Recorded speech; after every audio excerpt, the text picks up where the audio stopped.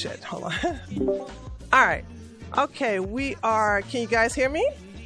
Yep. All right, we are now live. Pog. Yes, Pog. Okay, guys, so hold on a second. Let me turn the music off completely, and then we're going to start our introductions here. And let's start off with our special guest here, Rico Rants. By the way, let me just say, this is a very intelligent brother. Okay, I know you're drinking, but you want. Wait, I'm the special guest? No, that's what caught me off guard. You're not my like special guest. Like I have Sargon and stuff like that. Oh, I actually stopped. I actually, because I kept getting shadow banned, I stopped inviting big names. I just want to say, that was the wrong word. Our newcomer, so now we got Rico. Our newcomer he's our new brother to our family, Rico. Sorry, Rico, I didn't mean to do you like that. That was the wrong word. It's fine. I was just like, whoa, hold on. I'm like, No. I actually, because Twitch kept shadow banning me, I stopped inviting big names on here. So you are the new addition to our family. So go ahead and go to our debate family. Go ahead and introduce yourself. Well, my name is Dorico Baker, but I go by Rico Rants, internet moniker and all that. I make YouTube videos on a pretty much regular basis, talking from politics to anything else I particularly feel like.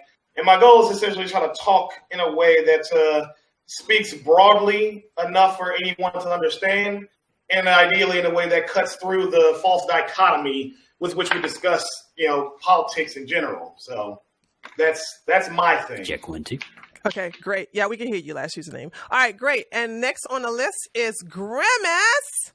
Hey. Twitch.tv/outgrimace. I'm just a simple liberal over here. I like arguing with people, and I look forward to arguing today. Thanks, Tree. You're welcome. And next we have Dario. Dario, go ahead. Hello, everybody. I am your favorite leftist to hate on this show. Always here to bring the entertainment, to bring the bands. Hopefully, we'll have some fun discussions tonight. I'm definitely looking forward to the topics tonight. I think you chose some good ones, Tree. So, these are spicy topics for today, definitely. All right, next we have BJ. BJ, go ahead and introduce yourself.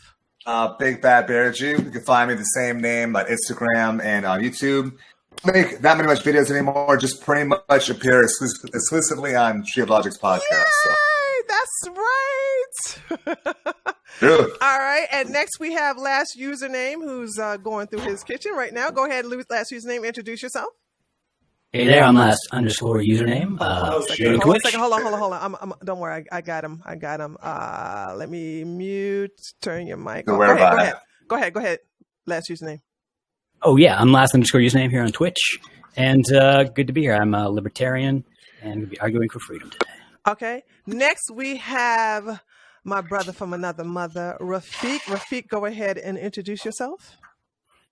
Hello, everyone. My name is Rafiq Jennings. I'm on Twitter and Instagram at rjennings333. I'm not on YouTube unless I'm on Tree of Logic's YouTube channel.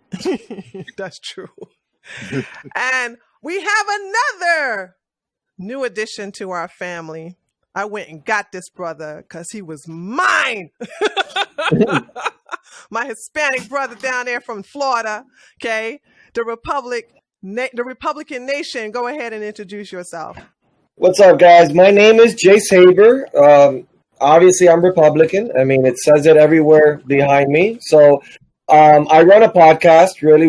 I just recently started on Twitch because I like arguing with liberals. So it was a perfect platform for me. I run a podcast. I've been running a podcast for about a year. It's the Republican Nation on every single platform, from iHeartRadio to Spotify, everything.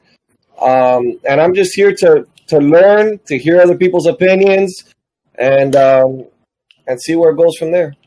All right.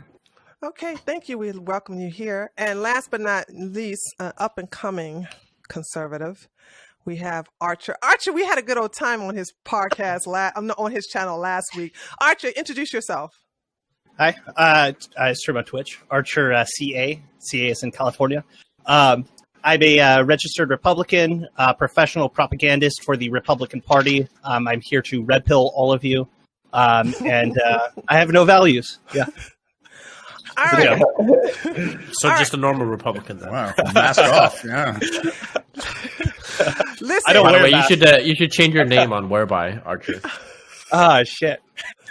all right. So let's get right down to the questions. Those of you who are in the YouTube, just click on the pin link. You'll see the list, the PDF to get to the questions. And those of you who are in Twitch chat, exclamation point questions with an S, and you'll get a copy of that as well. So let's get started to our first question, and I'm really looking forward to.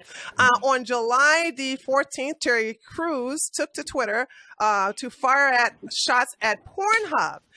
He wrote on his account, defund Pornhub. Now, this got basically a little backlash, but also a little support. We had some people, to my surprise, defend Pornhub and say, hey, Pornhub has done some great things. They have actually cleaned up the environment by actually, donating millions of dollars to actual organizations that clean up the ocean as well as the beaches. They also have offered an incentive to new or small businesses to advertise on their website, which is going to help with the COVID-19 crisis that a lot of small businesses are feeling the crunch under. And this will give them good free ads all over Pornhub.com, where they get 1 billion impressions, which is actually thousands of dollars of free advertising, which is really good.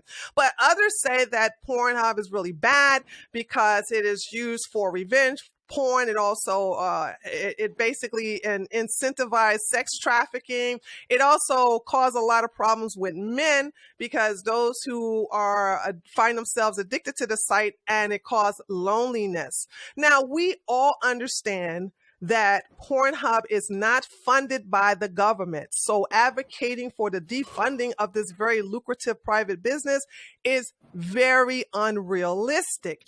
However, based upon the pros and cons listed above, what is your answer to the following questions? If you could, we know you can't, but if you could, would you defund Pornhub? Now, this is the segment where we got 2 minutes, and I will be counting on my, actually, I do count. I don't tell people 2 minutes and I don't count. I actually do a timer here where I'm going to count, where everybody does a 2-minute uninterrupted opening arguments. Okay. And so let's start off with Dario. Dario, go ahead and start off with your 2-minute argument. Starting off hard. Okay. Yeah. So would you defund Pornhub? No, definitely not. I think Pornhub and other porn sites offer a service that people all around the world consume and use responsibly. There's 7 billion people on the planet. Someone is always going to get addicted and overconsume. As with all other things, if somebody gets addicted to anything and they need help, and they do not have the ability to fight against their addiction by themselves, they should get the help that they need to moderate the use of that product so that they can enjoy the good without engaging in the bad.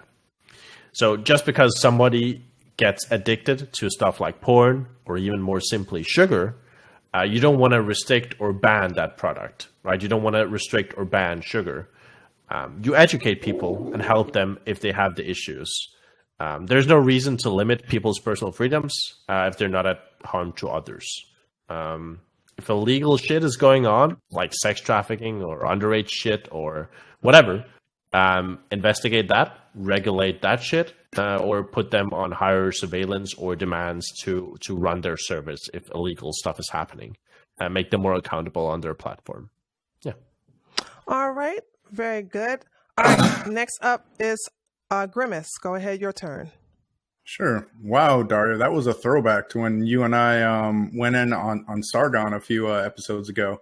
But yeah, I don't think like defunding Pornhub is going to solve the problem. Like there are like actual issues here, but like Pornhub's just a symptom. The fact that so many people consume content on Pornhub is a symptom of like a much larger problem. And that's what we actually need to tackle. And that's the growing number, the growing percentages of loneliness within the country we're in right now. I don't like a lot of cultural shift is happening right now. And I don't think we're prepared for it. And like, not only do people not have the precedent set before them, they also don't have the parenting and the guidance to deal with some of these issues. So just simply going on Pornhub is like a really easy solution to your problems. But when you engage in that a little too much, you actually take away from your personal development and put yourself further away from the goals you're trying to reach in life, which is like a real problem that we have to tackle. But I think it has to be more of a cultural shift.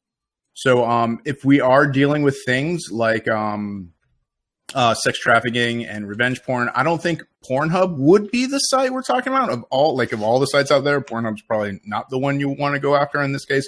But if this is something we can identify as a systematic problem on Pornhub and other streaming sites, we should regulate them better for sure, which is sort of hard to do because we don't really want to regulate the internet too much. I don't know how that would look in Congress when we actually would pass a law like this, but we should be able to do something. And I would be for that. Yeah. Okay. And next we have Rico. Go ahead. Your turn. Hello? Rico? Uh-oh. Did he fall asleep? No. Wait. Oh. Can you hear us? Hello? Yeah. Can you hear us? Oh yeah, now I can hear you. I Okay. wanted to say this has been this fucking internet is the bane of my existence because y'all keep cutting out for me. Oh, okay. So I'm just sitting here like I'm resigned to knowing that I'm not gonna get a lot of this because my internet's gonna eat shit on me out of nowhere at any point in time mid sentence. So I just want to apologize in advance for that. Okay. Just a No heads up, worries. y'all. No worries. Go ahead. Go ahead. Fucking goddamn it. Okay. With regards to defunding Pornhub, I would say not really deal with the problems at hand. Like Al Grimace said, the underlying issues that have resulted in people over consuming porn to compensate for the lack of the physical intimacy in their lives, the lack of intimacy that they can't just seek out due to the way our society is structured. That is the issue that needs to be fucking tackled. You know what I mean? And same with Dario in the sense that people end up with addiction to porn, much like any other mental health issue. That is its own separate issue that needs to be dealt with increased mental health access and accessibility to people. And with regards to, I would say, the sex trafficking, revenge porn, yada yada. Really, if Pornhub, like the business itself, like the business model is facilitating sex trafficking and whatnot, like human trafficking, then yeah, shut that shit down. You know what I mean? But if Pornhub, the platform, and just allowing it to happen, rather than again like having a direct hand in the sex trafficking, then yeah, you still hold them accountable. But I wouldn't shut the site down to get them to shut that shit down and stop the trafficking and whatnot. So, because yeah, otherwise, regulating the internet is kind of a Pandora's box on that one. The best thing you can do is try to, essentially a game of whack-a-mole with who's violating what, go after them for that specific thing and take that shit down. So That's my position on the matter. Okay, great. Big Bad Bitch, your turn. I guess this is where the libertarian side of me comes out. And I agree with a lot of the liberals that came before me. I would not ban or defund Pornhub if I was able to. People should have the freedom to do porn the same way they have the freedom to eat as much candy and get fat and make bad decisions. Same thing. I think the porn does awful things to the brain. I think it's bad for society, but I don't get too far into that. I still think people should have the freedom to go after it. I do fear that pornography users can start to remove men's drive to go after and commit to women, which would have a devastating effect on society. Looking at a place like Japan, it's being a big problem.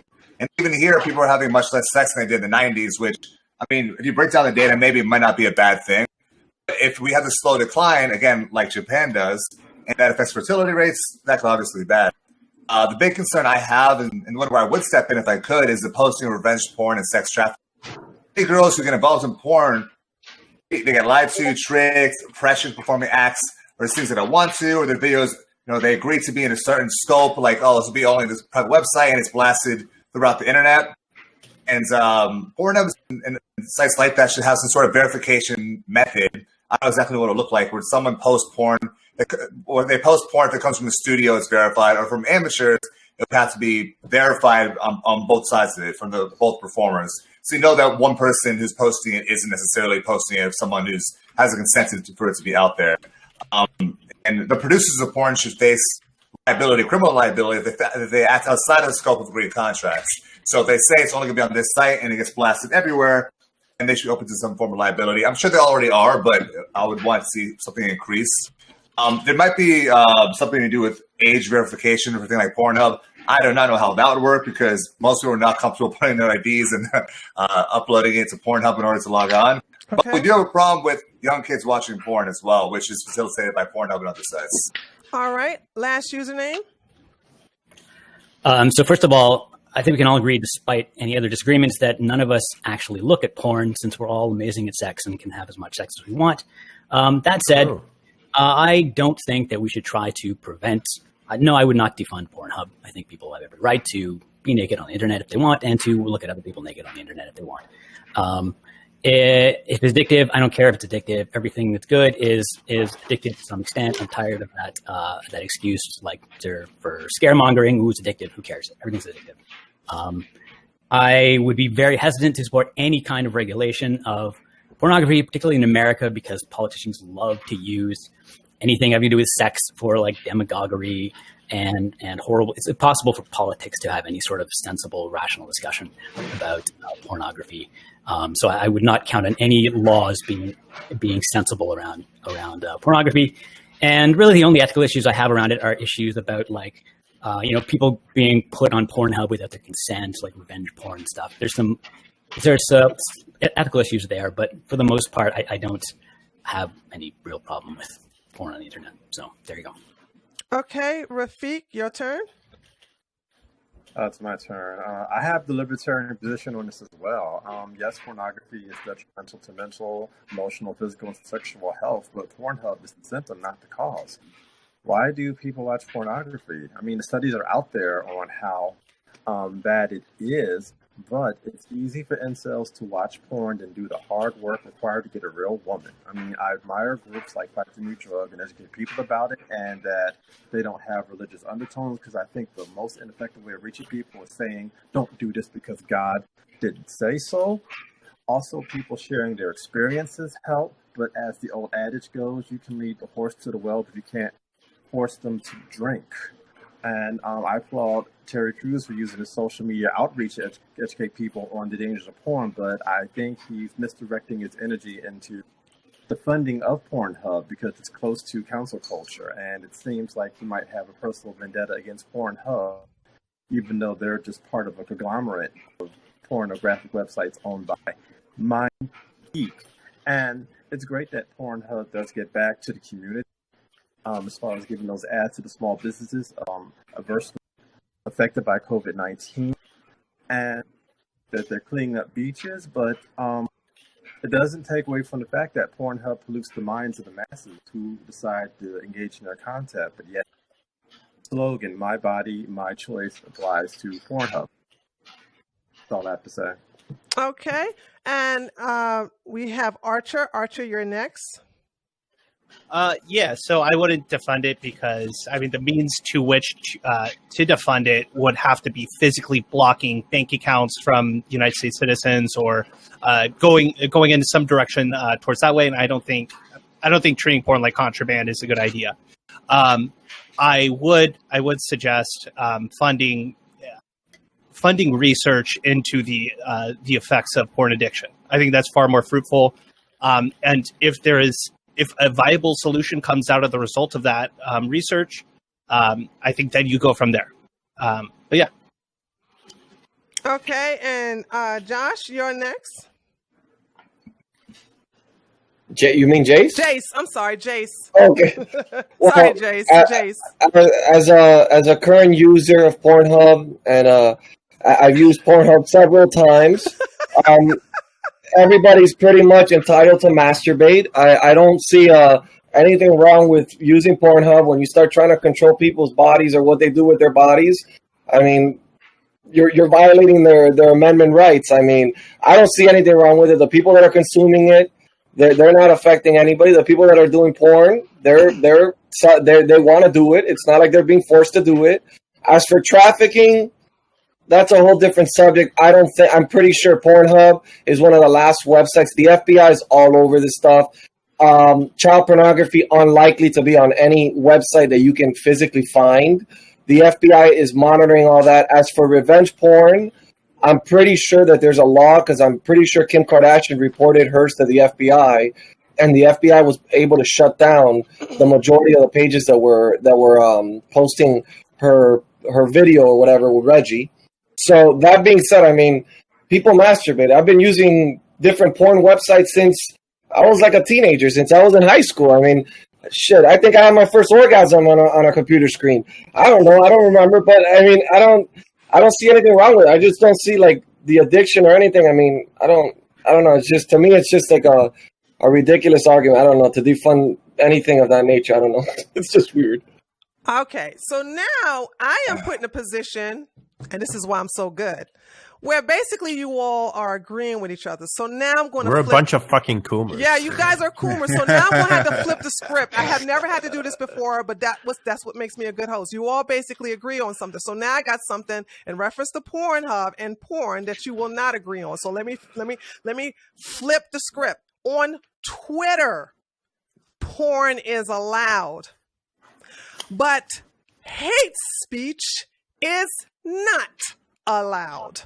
So my question is, people say that you're not allowed to say these mean things to other people. You're not allowed to be ableist. You're not allowed to be sexist. You're not about to lead any kind of isms because it's offensive. Yet still, porn is offensive to a lot of other people. And when they look on Twitter, people go, well, if you don't like porn, you don't have to look at it. And it's true. You don't, if somebody put a pornographic meme, you don't have to look at it, but it's still there. If you report it, they can't take it down because porn is allowed on Twitter.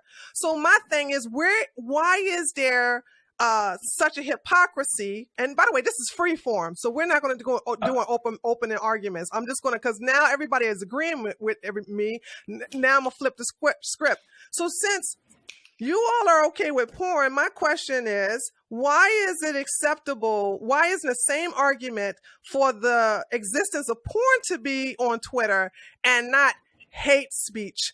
I'm going to let, let's see, we'll let Grimace start that off. Go ahead, Grimace. Tell me why can't we say hate speech, but we can allow porn on Twitter? I mean, Twitter's a private company, but listening to you make this comparison, I got to say my initial reaction is like, these are two different things. But now that I think about it, like, I agree with you. If like Twitter wants to be this hub of virtue and like really take concern about the users on their platform, then like obviously porn might be something they should consider taking down, because like not only is it like we've like highlighted the side effects of it has on our youth, like a lot of like women or even men get like really bad unrealistic expectations from consuming it. And if we want our children because I don't think it's like an 18 or under, even though there is a barrier, it's not much of a barrier between just being a regular Twitter user and consuming porn on Twitter. Like, yeah, I think if they're going to be like this authoritarian on their site as far as what they want to allow on it, then like I think making a push to have porn removed as well might be a good consistent move.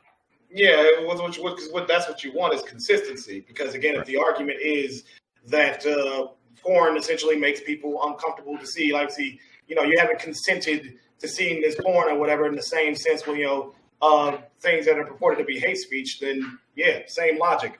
It shouldn't be allowed. Wait, but I feel like if we're going down this sort of train of thought, well, I could just say, well, some people are really uncomfortable seeing cakes on Twitter, right? They're trying to lose weight. They're doing everything they can to fucking show those extra. Like, why don't we ban cakes on Twitter? We should just not be banning hate speech. That's all. Yeah, it's It just should be We should allowed. definitely ban hate speech. Everything. But there's probably a large percentage of people who get affected by over porn, like porn consumption in general, especially like women, and the expectations laid down upon them by it, right? yeah. Twitter. I think it's more about what's conducive to conversation. Like Twitter's a conversation platform, and I assume that their speech rules are about what helps keep the conversation good and not exclusive. Yeah. And it seems perfectly consistent to say that porn is not particularly harming the quality of the discourse Yeah. here. So It comes down to the scale of the effect of the thing. So you had brought up cake. I'm just like, I get what you're going for, but you have to compare scale of the effect of the thing. The scale of the effect of someone dropping N-word and the scale of someone dropping porn versus the scale of somebody posting a whole lot of cake pictures, it's not even comparable. So it comes down to the thing and how much it affects the platform as a whole. Sure. I guess the way that I would view it is I guess from last username's perspective as well. I would say what sort of drives conversation, right? So opting like somebody posting porn doesn't necessarily shut other people out of like having conversation, right? But like participating in hate speech inherently limits or can have the effect of limiting the speech of other people, right? Well, if somebody started posting porn, I get real uncomfortable. Like, whoa, what the fuck? I'm not trying to watch somebody get their ass fucked. What the hell? We're trying to talk here. Like, you know what I mean? I would get uncomfortable too. Can I ask a question? I have a question. I have a question from someone who doesn't use Twitter. When porn comes on, is it like censored and you have to click "I accept" to view this? You can choose to have it like it'll automatically censor, but for the most part, you can just have it where it doesn't. And yeah, you scroll down. You will see it. You will see I don't use Twitter. Is all types of porn allowed? Like Yes. if you had rape porn, No, No, they don't do that type of porn. That actually Role playing porn. like all right, like role, not like an actual like role play, like the like. Not like you're not going to see a big dick or something, right? Or like I don't. Listen, you can be on sounds like Twitter. Archer's trying to find a new source. Twitter, and the next thing you know, you can. I'm asking the question here. No. I mean, listen, like they said earlier, you can have. You know what, your Archer? Let me settings- do some research. Be careful. Not careful for work. Bro. If you don't I'll do have some your- research and get back to you. Share your screen with us, Dario, please. Archer, if you don't have your settings set to actually to filter out all offensive images, okay, then you will actually see. When I say hardcore porn, I'm talking about penetration. I'm talking about like hardcore porn on Wait, is that Twitter. what goes for hardcore now? Well, Well, so I mean, for me it is because I don't expect to go to Twitter and expect to see, Yeah. On Twitter, listen. Let's say you thought that Mike Pence was extremely homophobic and all that, and you wanted to make the first reply to one of his tweets like gay sex, right? A video. Oh yeah, you can actually get They banned do for that. that though. They do that. Why No, but can you get can't. banned? Didn't Yeah, you get Sargon banned. get banned for that? Sargon Wait, got banned Why? because he kept harassing people with gay porn. That's why yeah, he got yeah, banned. yeah. He kept harassing people with gay porn. You can't So- harass people yeah. with gay porn. So technically, right? If somebody keeps posting gay porn on Mike Pence's posts or whatever, It's not the porn. It's the harassment. It's the repeatedly posting it. That's the problem. yeah. So like technically, they should get banned for that, right? Not if What they if do it one time. If they Would do it it one be time, allowed? they won't get banned. Sure. Would it be allowed if there's like a porn of Donald Trump getting fucking boned by Hillary Clinton with like a strap on? Like how that's risky- offensive, Pegging? right? That like is like there's a Offended. political connotation to it. Is that type of I've never Is that seen what I'm anything. talking Hold on, about? I don't think none of us Trump, seen that done Hillary here before. Clinton, strap on. I'm not Googling. I ain't Googling that shit. All right, I'm good. I don't need to see Wait, it. what? Holy, okay. Oh my god. I regret that, sir. Oh, okay. Yeah, I think that the two spheres are mostly separated. I'm sure there's some overlap somewhere. But Tree, I'm coming back around on this opinion. This is something I've never thought of. But what about like all the porn actresses who are like actual professionals who have a skill and they want to advertise themselves? And Twitter's a great platform for that. Oh, And that's a good one. it seems like we shouldn't ban them for their career, right? then we should not ban hate speech, right? No, that's not the same. That's not the same. Explain how, because remember, people can determine hate speech offensive and porn offensive. That's my argument here. That's my question I'm providing to you, gentlemen. I'm saying that right now, the reason why we have hate speech, the reason why it's banned, is because it offends people. And as a right winger, I believe you have the right to be offended. So that also means porn. But you're treating things as being equally offensive, as if it's all the same and affects people the same, when that's not the case at all. Like, that's totally comparable. So my question, using my Mike Pence example, right? Mm-hmm. So if you post gay porn on Mike Pence's one of his tweets, that's trying to send a message to him, like, oh, you're a homophobe, something like that, right? Well, if you misgender someone for the same reason, like trying to pretty much insult that person, isn't that sort of the same thing? And it only comes down to how both those things are bannable, right? Yeah, that's targeted. Yeah. Well, sure, but I would say posting gay porn on Mike Pence's whatever tweets, I would say that goes under hate speech. Yeah, right? That wouldn't go under hate speech. That would go under targeted harassment. Well, but it would be like you could say like spamming like gay porn under Mike Pence. That would go under the definition of hate speech as defined as speech that expresses hate or encourages violence towards a person or group based on something such as like race, religion, sex, or sexual orientation. Right. So you could say, well, I mean, if you're like a Christian whatever person, right? If you spam them with like gay porn, I mean, I don't know. That's like can someone tell me? I don't know exactly how Twitter's rules work. Maybe nobody knows. But is it theoretically possible to express any opinion on Twitter if you do it without, like, is it possible to express any opinion by their standards without without being hate speech? Like, are there certain opinions that are just impossible to express without being hate speech? Yeah, it's the global homo agenda. I mean, so the answer is no. Hold on. Y'all not being truthful. The answer is no. You cannot express your opinion if it falls underneath their categorized definition of hate speech. The answer is no. So this is viewpoints that are just inherently hate speech and are not allowed on Twitter, right? Well, yeah. They have to be reviewed, but like you can say something about, say, the cake you baked this morning, and that wouldn't be classified underneath hate speech, right? Yeah, I mean, it's up to a black. Okay, apparently the conservatives are not knowledgeable about Twitter, but since I do the news for a living, I will give you an actual scenario that actually happened. Okay, a black man who's not a conservative. He is a liberal. He was basically, I don't know the actual context of what he was talking about, but a trans woman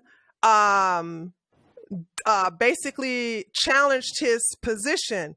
And he said, whatever, dude, and got 2 weeks suspended. He did not know who he was talking to was a trans woman. He said that to everybody. You know, you have like guys and dudes, and he got banned for hate speech. So that's what I'm talking about. But we know what Twitter stands for. We know what Twitter is. Twitter's a platform for the left wing to be able to promote their thing. They limit the speech of those that don't agree with their particular platform. We know what it is. I mean, come on. There's actual hate speech that exists, right? We can agree on that.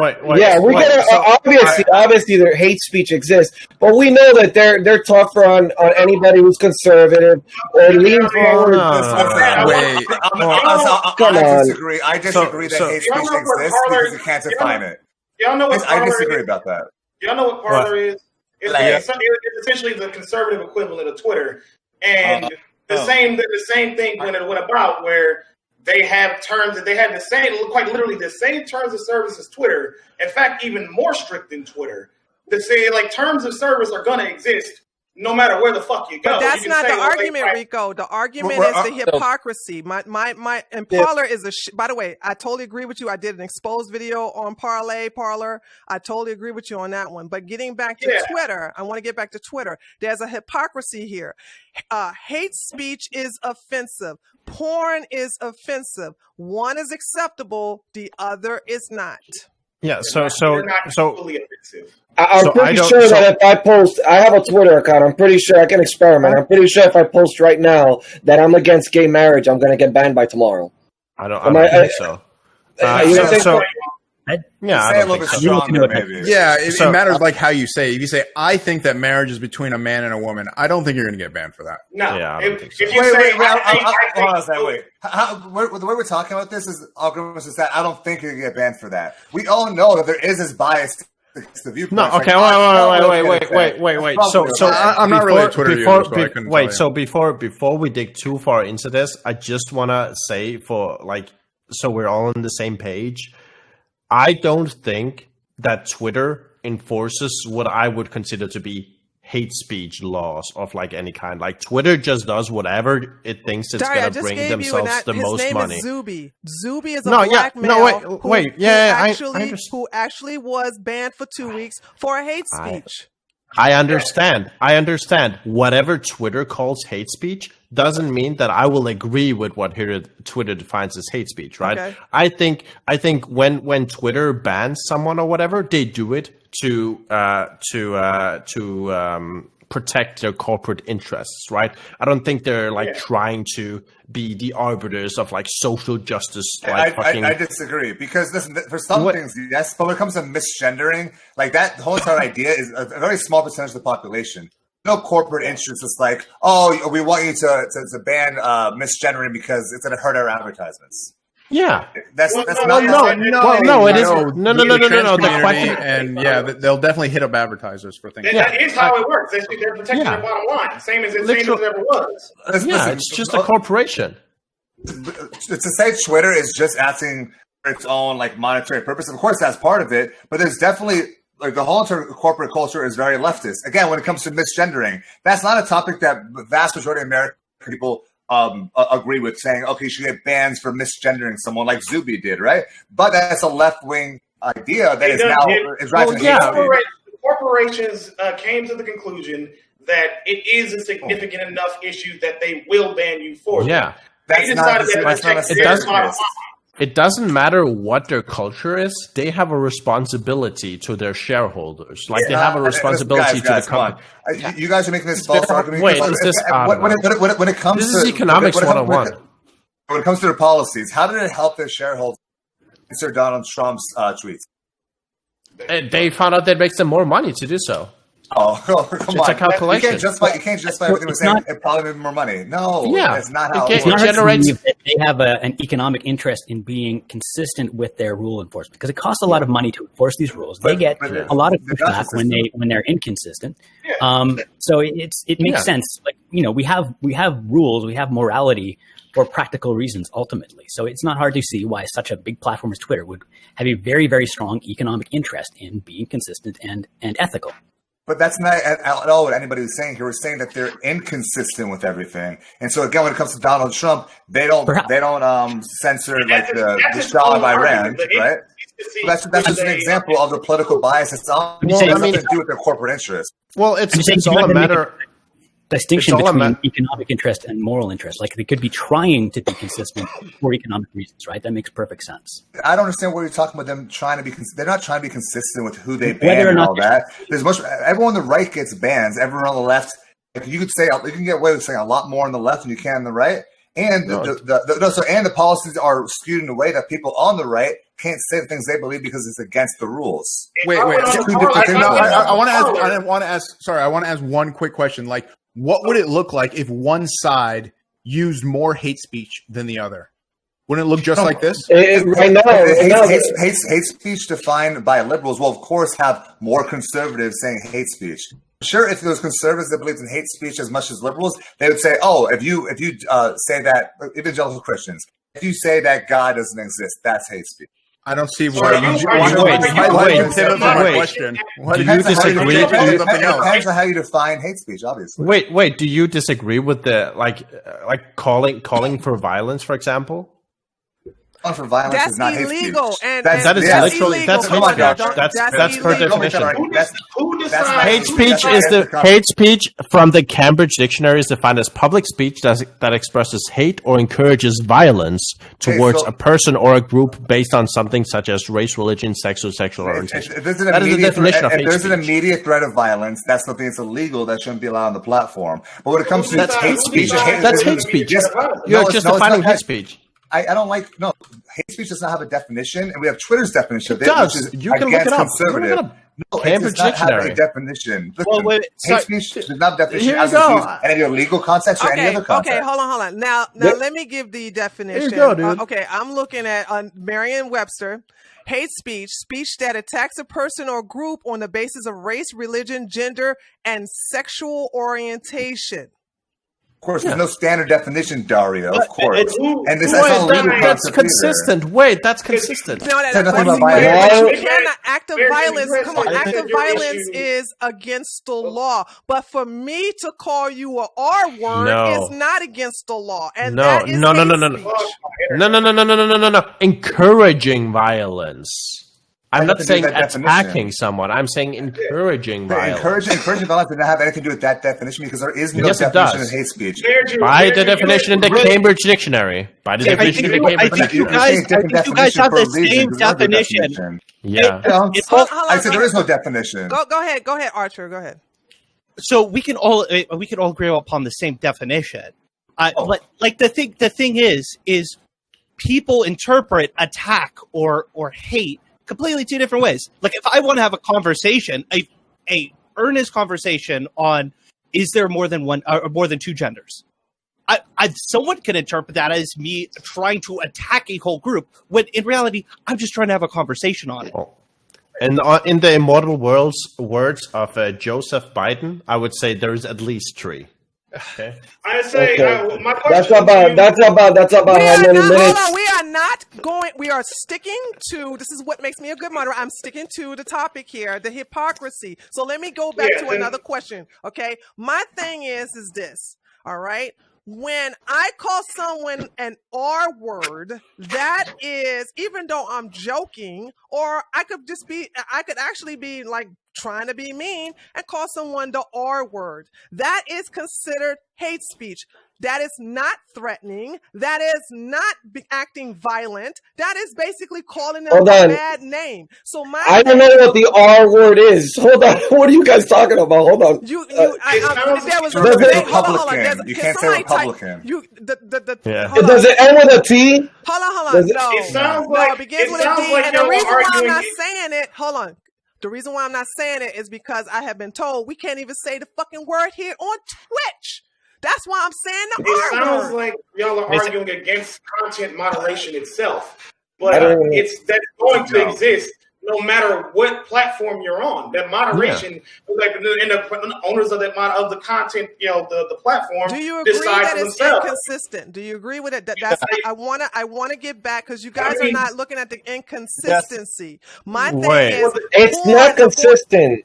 It's not consistent. 100% not consistent. It's not consistent, but the moderation itself isn't because it feels like that's what y'all arguing against. Moderation. It's not made to be consistent. It's not made to be consistent. It's made to attack the right wing. So it's made to make money. It's made to make money for Twitter. Listen, there's so many congressmen and everything that have been fucking banned from Twitter, and different people have just spoken just because they don't fit the group, they get banned. So that's bullshit. I mean, look, even on Twitch, I can't mention half the shit. Not that I give a fuck if they ban me or not, but I can't mention half the things that I want to say because I know that there might be somebody in there that might report me because I'm saying what I want to say, what I feel, and it's not really offensive. It's just an opinion, but apparently it's part of the terms of service, and it all leans more towards the left towards the right. If there was more money to be made from allowing that kind of speech, the platform that allowed that kind of speech would have taken off. You're making they huge don't. assumptions because you keep on saying like, "Oh, they made it because it must have made them more money." You don't know that. Yes. And again, if we had an example, the Zuby example of saying "Yo, dude" or whatever, you think that really that's going to affect their bottom line? Of course not. They do this as an ideological that kind position. of sentiment is it's not like one like I don't like this sort of like, hey, let's take one specific example. We can give a million because conservatives know a million of these examples, and we've had it happen to us.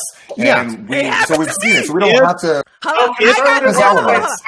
So conservative websites and platforms are beacons of free speech where you can go on and say whatever you want. I want you guys to stop getting away. Listen, I notice the people on the left keep getting away from my question. I'm going to keep saying it again.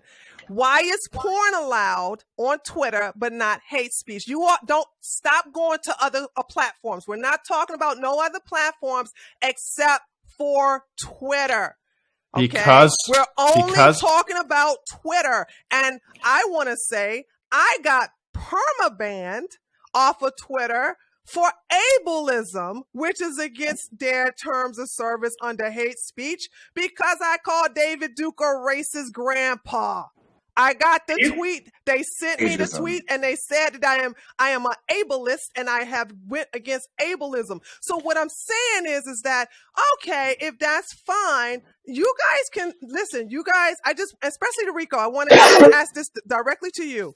It's okay if Twitter says we can't have hate speech because you calling David Duke a racist grandpa is offending and offensive to David Duke. We don't want to hurt that Klansman white supremacist feelings from a black woman. If that's what they want to say, then that's fine. But are you saying that for porn to be allowed where the people are offended or not is not hypocrisy? That's my question to you, my brother. That's what I'm asking you. Never said it wasn't hypocrisy. We're just saying I'm not a content moderator for Twitter. That's up to them. That's their call. Like we can call it hypocrisy. Even if it's their call, that's not my question. Even if it's their call. Like, yeah, it's hypocrisy. Okay, but like, what do you want me to do about it? I'm not a content moderator. If I can add into what Tree of Logic said, like here's the thing: is that you got bans. You said for ageism. I think you meant ageism for calling him a grandpa. Did I say ableism? I'm sorry, ageist. I'm sorry. Here's the thing: I bet that you could find a million examples of people saying something similar. The reason why you're banned is not because you say grandpa, because you're conservative and they're looking for reasons to ban you. So they apply these laws unequally. Can you substantiate that? Dude, this victimhood mentality is insane. I know. These policies they apply unequally to conservatives rather than. Show me a study, dude. Show me a study on this. Listen, show me a study instead of your anecdotes, dude. Dario, why is there a Gab? Because all the conservatives got banned off of there. Why is there a part of all the conservatives got banned? Everyone can go on Gab. It's fucking shit because no moderation sucks. How often do you hear liberals, Dario? How often do you hear liberals complaining about we're getting banned all the time? No, conservatives are constantly talking about that. Because conservatives are saying some really dumb shit these days. I'm sorry, dude. It isn't my problem. It isn't my problem that conservatives don't know how to stick within the TOS. Dude, I have to abide by the same rules.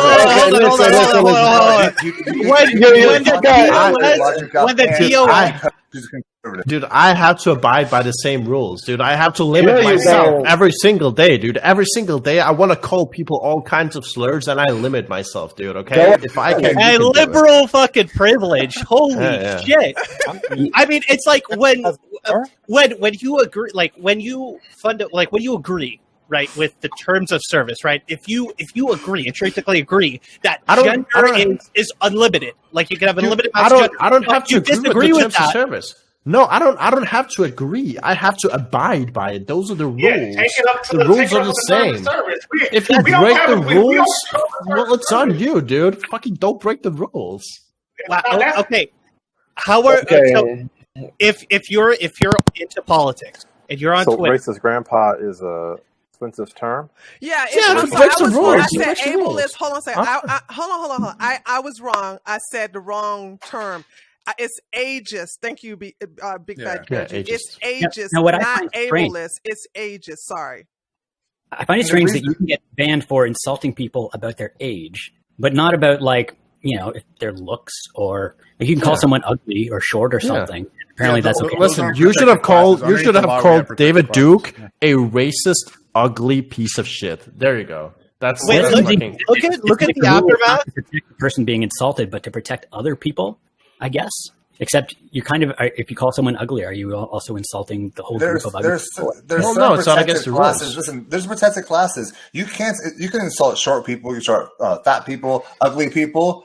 If someone's age is a little different. If someone is disabled, I think it's a bad thing to do. At least you're able to say whatever you want towards the insult, because otherwise you're saying this is offensive, this is not offensive, and you're making that judgment. And I know Dario is saying it's a private Why aren't company, ugly but here's people the thing: they're not doing it for their own money. They're doing it because of their idealistic purpose.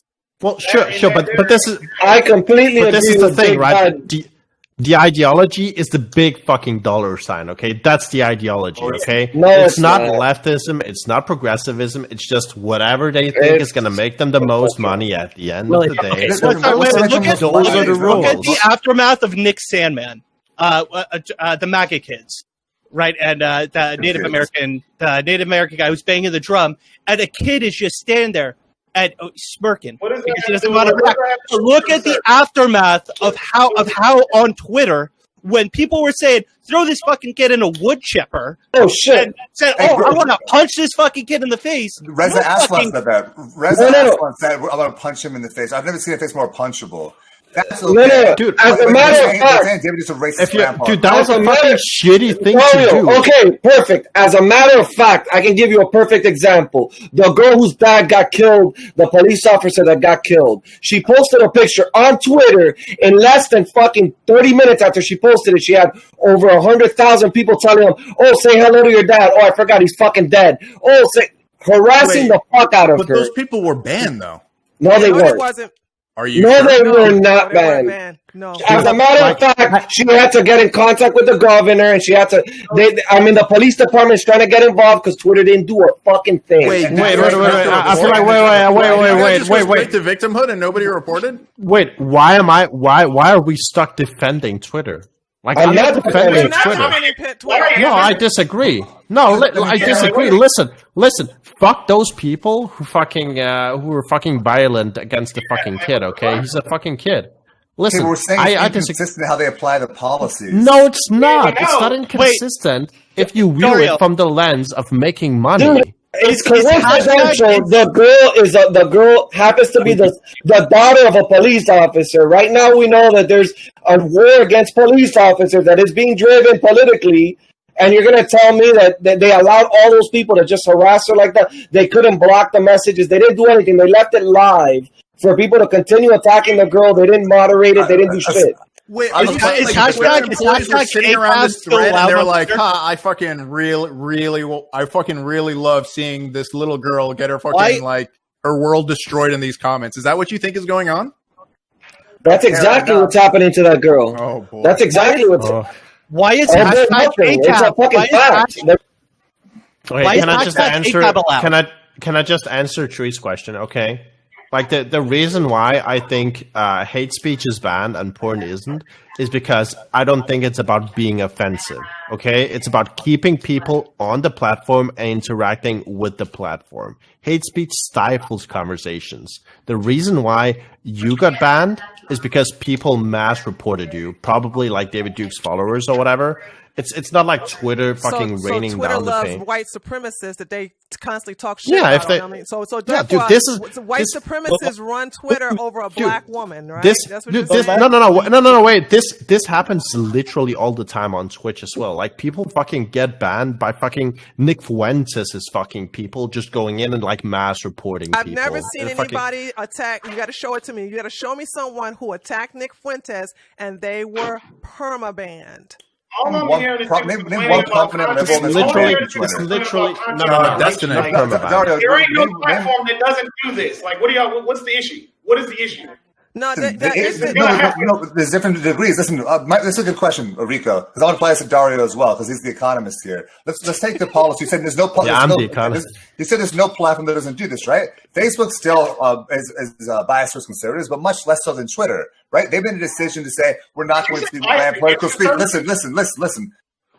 They're biased against the just like Twitter is, but not to the same degree. So they said we're not going to, we get all this hate from the left, we're not going to ban political speech and all that. And they made a different business decision, Dario. They're worth like 8 times as much as Twitter is. I know there's obviously other factors, but you keep saying without evidence, oh, it's for business. That's the reason why they don't like misgender. No. Hey, listen. No. Listen, it's simple logic. It's simple logic. Okay, the simple logic is, I think a business has an interest of driving their own profits, right? I think a business inherently is interested in doing what's best for that business. By that logic, if they fully cared about that, what they think. If they fully care about that, they would want as many people to the site as possible. And everybody knows that right wingers, whether you agree with it or not, are feeling alienated and are leaving the site. You think if they cared about as much people as possible, then they would say, "Oh, okay, we'll stop hearing our left wing policy." So there's a huge amount of evidence you guys aren't considering. Any company, especially a tech company like Twitter, has really, really valuable employees. It's very they will try very, very hard to keep their employees happy because they can lose them so easily. If the company culture goes bad, they can lose all their talent really easily, and they get completely fucked. This is a huge deal at tech companies, and I guarantee you that most of the ideological pressure and influence on tech companies is coming internally from employees because they want the company to behave. Because Hey, listen. I'll agree to that to some extent, and the reason why is like a lot of employees of tech companies are highly educated, and generally educated people are more left leaning. Science just has a left leaning bias. I mean, it is what it is. I don't know what you want you to go. Secondly, the most educated people tend to be libertarians, and then it goes Democrats, then it goes Republicans. Well, libertarian usually is a left leaning ideology. Yeah, you listen to political ideology, and then we're talking in circles and going nowhere with this. So what's the next topic? Because we got 2 more minutes on this one. Let them argue 2 more minutes, and then we're going to do the closing argument. If I could ask the lefties, why was Learn to Code fucking quickly squashed when it went to reporters? But the hashtag ACAB, if you don't know what ACAB stands for, all cops are bastards. Why is that hashtag still fucking up? Like, I don't know. Ask them on Twitter. Yeah, I don't agree with that. It must be good for the company. Don't be like, I don't know. Like, what do you want me to say? Do you know how many ideas and phrases exist in the world, and you're just going to randomly pick out 2 things to prove your point? Because ACAB goes against fucking cops. Learn to Code went after fucking liberal fucking reporters, and they're like, oh, hey, they're harassing reporters. Listen, Archer. All you guys keep doing is saying, look at you're pointing out an example. We could point a million examples. That's what as the CEO of Antifa, let me answer your question, okay? The reason why the CFO of Antifa, okay? The reason why ACAB is allowed is because Jeff Bezos personally pays for people to say that and to riot in the streets. That's why, okay? It's a part of the liberal conspiracy, and it's a way to sort of push the liberal agenda upon the people and fucking. Okay, last username, take the last word on it. Nice memeing. Last username, go ahead and take the last word on it. Kind of like the Russian conspiracy too, right? True. Okay. So as I say, tech companies do have an economic interest, I think, to skew their politics to the left because tech employees, for whatever reason, tend to be kind of on the left. But just because that's their economic interest, that doesn't mean that that's the moral, we shouldn't hold them to the standard of pursuing their economic interests. We should hold them to the standard of whatever we think is ethical. And what that is, I mean, that's an interesting question. We didn't really talk about that much. I think we should have a sort of intellectual standard. Like if you want to be the platform for public discourse globally, which it seems that Twitter's kind of said that that's what they want to be, then we should say, okay, well, you have to uphold certain intellectual standards. And that standard might be like, it should be possible to express any opinion on your platform as long as you're not without targeting any particular person with harassment or anything. But any opinion should be expressible in some way that isn't harassing according to your rules. That would be a very interesting standard that we should try to hold Twitter to. Whether it seems like they might even be trying to uphold that standard, but I don't know if they've been successful or not. So, yeah, what do you guys think of that? All right, so we're going to do closing arguments. I'm glad I thought about this on the fly. This is going to do closing arguments on this particular topic. Why is porn allowed on Twitter but not hate speech? So let's start the 2-minute closing argument with BJ, Big Bad Bear Jew. I think allowing porn on Twitter is going to do way more harm than allowing hate speech. I don't think that either of them should be bans. Just because if it's really a free speech platform and allowing people to air their opinion, the conversation, then you should allow whatever you want on it. If you don't want someone to follow someone, then don't follow someone. If you're getting this campaign of targeted harassment of people attacking your page, that is different, and those people should, I don't know, not get bans, but whatever, suspended or lose privileges because of that. If they're doing targeted harassment, we could probably all agree on that. The whole entire thing about hate speech versus pornography is that who defines what's offensive? It's the left-wing culture that runs Twitter who defines what's offensive. What they find offensive on the site is not the same thing what everyday Americans find offensive. And so because of that, you're going to have this skew automatically. And on top of that, you're going to have Twitter. I know you're saying I'm playing the victim, but every conservative knows this, and liberals know this too, just not admitting to it, is that they're going to apply the rules unequally to conservatives versus liberals in terms of who they want to ban. Again, why was Tree banned? You're right, it could have been mass reporting, but I'm sure they reviewed her account. And guess what? It's like, you know what? Not worth it to us. Tree of logic, get out of here. All the main conservatives are off of Twitter. And I mean, correct me if I'm wrong, because I don't go on Twitter. I used to in the past, but I deleted my account. If you can tell me a prominent liberal who's been banned, I'll listen to you. There's a bunch of conservatives have been banned, and I do not like the argument, well, they're just more racist. They're just more hate speech. Because again, the whole entire hate speech argument is all an opinion. So really what you're saying is those conservatives don't agree with liberal opinions and values of what should be said and what should not be said. I'm about to say the R word. We want to be able to say things like the R word. Again, if you're not using a derogatory manner towards people who have handicaps, don't think it's derogatory. But either way, those values are expressed by people on the left, it's not the right. All right. Next, we have Rafiq with his 2-minute closing arguments. Oh, okay. It seems that Twitter cherry picks morality, which is not a good look, whether it's for money or not. It's fine to have porn, but it needs to be really, really age restricted, in my opinion, because Twitter's a social platform for everybody. Pornhub, I'm sure I've never been on Pornhub, but I'm assuming that they have verification to prove that people are 18 and over. I don't know if Twitter has that. I mean, you can just click on it. You could have a warning saying, sensitive content. You just click on it anyway, like on Instagram. But I think Twitter would need to get consistent in the values. But the issue with hate speech is that it could just change depending on the moods of people or what they find offensive now. I mean, I think wasn't like they tried to redefine racism because of the protests. So hate speech, they need to have something that's definite and this cannot be changed based upon the whims of people getting offended by new stuff, because it'll be hard for us to have comedians if everything's offended. That's all. All right. Archer, your turn.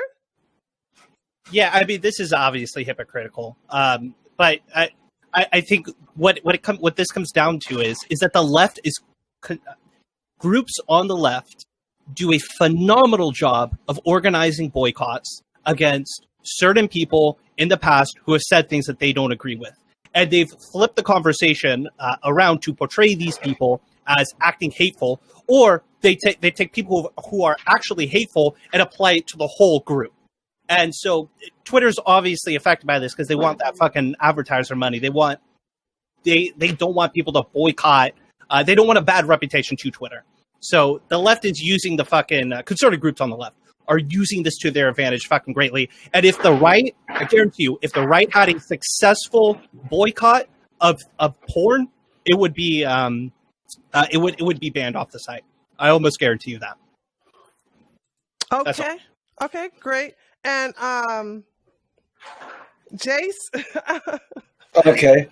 Well, I mean, I would have to agree with Big Bad Bear and Archer and R. Jennings. We all know what Twitter's platform is based on. I mean, you go on Twitter and all you see is insult after insult after insult. People keep talking about it as if it's like there's no hate speech on. No, there's just no hate speech coming from conservatives. But hate speech is coming every single day. It's coming out of Twitter because I've logged into Twitter and I've literally seen people insulting the president, saying, "Oh, you're anything you can think of," and it's the president of our country, and they're allowing it to happen. I mean, they do it to senators. They do it to everybody, and it's allowed, and they don't care. They only regulate the people that might have a different platform than what they have. It's absolutely a biased platform. That's why I don't even use it. And as for the porn or whatever, I think it's wrong. There shouldn't. I mean, if you're gonna have, they got to be consistent. I mean, you can't allow both things. I mean, it's just. I mean. Whatever. It's ridiculous. Whatever. Okay, and last username. Oh, okay. I thought you already did mine, but no, you had. I was giving you the last word, and before we went into the arguments. Right. So, glad I gather my thoughts here. I think that the reason porn is not banned on Twitter and hate speech is because. Well, as I said before, porn is not. They don't consider porn to be, interfere with conversation. I think probably the Twitter has some weird ideas of hate speech. I think defining hate speech as like insulting particular groups seems very strange to me. I think, or in terms of like encouraging violence, like if I say, I think that America should intervene in a potential conflict between China and Taiwan. Is that encouraging violence? If I say that, violent criminals should be thrown in jail, at gunpoint if necessary, is that encouraging violence? Like, there's all sorts of reasonable things to say that encourage violence. So I don't think that's a good criteria for hate speech. I don't think insulting particular groups is a good criteria for hate speech because any kind of insult is going to insult a whole bunch of groups. And who cares? Isn't it the person you're insulting is going to be, the bigger concern than some other group that's being insulted at the same time? Why does that matter? So I think we need to have a different concept of what hate speech really means, or just get rid of the idea of hate speech and just, disallow like targeted harassment. Like you can't insult someone who you're talking to, but you can talk about ideas that are potentially dangerous or potentially offensive to people. Because I don't think you can possibly exclude those things while still being able to talk about all ideas. That's the kind of principle I'd like to see Twitter pursue. All right. Before we get to Grimace, I want to warn the libertarians and conservatives of his tactic. It's so awesome, but you don't bite the bait. Grimace is going to give a closing argument, and he's going to call y'all out. It's going to trigger you. Just be prepared. I told him to stop doing that shit because he did it on Sargon and he won't listen. So I'm just going to warn you all that that's what he does because he knows it works. Grimace, take it away. Sure. So, first of all, I agree with everybody with banning ACAB. That's a really toxic term and shouldn't be a part of Twitter. I want to make that perfectly clear. But like for some reason, some people on this platform, you know who you are unable to grasp with the idea that maybe one side is a little more hateful with their speech than the other side. So let's break this down into a nice experiment for you to ponder over. Let's say that there's only one word that is considered hate speech. Let's say it's the N word with the hard R, and that's the only thing you can get banned from on Twitter. And if we applied this definition of hate speech, obviously one side is going to have more bans than the other, right? So that's something to think about going forward. And if you apply that same logic all the way down the list of possible pieces of hate speech, I think you'll actually know or come to the conclusion that I am indeed right. Exactly. Thank you. All right. Dario, your turn. Yeah, so why is porn allowed but hate speech isn't? I don't think it's about being offensive. It's about making money. Porn makes money, drives engagement. Hate speech does the opposite. Now, does Twitter enforce hate speech laws as we would define them? No, I don't think so. Not at all. They just do whatever the fuck they think is going to make them the most money. They got a TOS, which they think is going to help them grow their business the most. The rules are technically the same for everyone, and if you break them, you get banned. I mean, if I have to follow the rules, you have to follow the rules. If more conservatives break the TOS, more conservatives are going to get banned. I might not agree with all of the rules. I for sure don't. But I got to play by them. So if I got to play by them, you got to play by them. And you got to figure out a way to sort of insult people or do whatever the fuck you want to do that's not going to mess with Twitter's TOS. Because at the end of the day, it's a private company. It's going to do whatever the fuck it wants, whether you like it or not. So, yeah. If you don't want to get banned, don't break the rules. All right. And Rico, your 2-minute closing arguments. Yeah, just going to carry it off what Dario said, but my big thing is what it sounds like y'all want is like a kind of absolute free speech, or at the very least, if there are going to be rules, then the rules need to be uniformly applied, and you don't believe that they are. And, well, it's not going to be absolute free speech, no matter the platform, no matter where you go. If you don't like the rules, go to somewhere with rules you like. And if you don't like those rules, go to somewhere with the rules you like. Because like you said, you gotta play ball or you're gonna get banned. Like I said, with regards to the consistency with which the rules are enforced, that is its own separate argument. But the moderation is gonna happen whether you like it or not, no matter what platform you go to. So, you gotta suck it up and roll with it or just get self-censor. That's how the game goes. And every platform, on off platform, just in your personal life, whether you're at work, so on and so forth. That's how the game goes. All I got. All right, we have a poll going down. I'm about to shut it down in 10 seconds. So if you're ready to go ahead and vote, go ahead and vote. 10, 9, 8, 7, 6, 5, 4, 3, 2, 1. And wow, that was pretty good. It was really close. So the question was, if porn is allowed on Twitter, should hate speech also be allowed? We have 44% says yes, 46% says no. All righty then. So let me go ahead and hide that. All right, so let's go to our next question that we have available. Those of you who are new to the YouTube chat, you can see the questions listed above. It's already pinned to the top of the comments. Those of you who come into Twitter, you can just put Twitch exclamation point questions and you will get a copy of it. All right, let's get down to something I'm very excited for. Actually, the third one topic is what I'm really excited for, but this one right here with Biden versus Trump.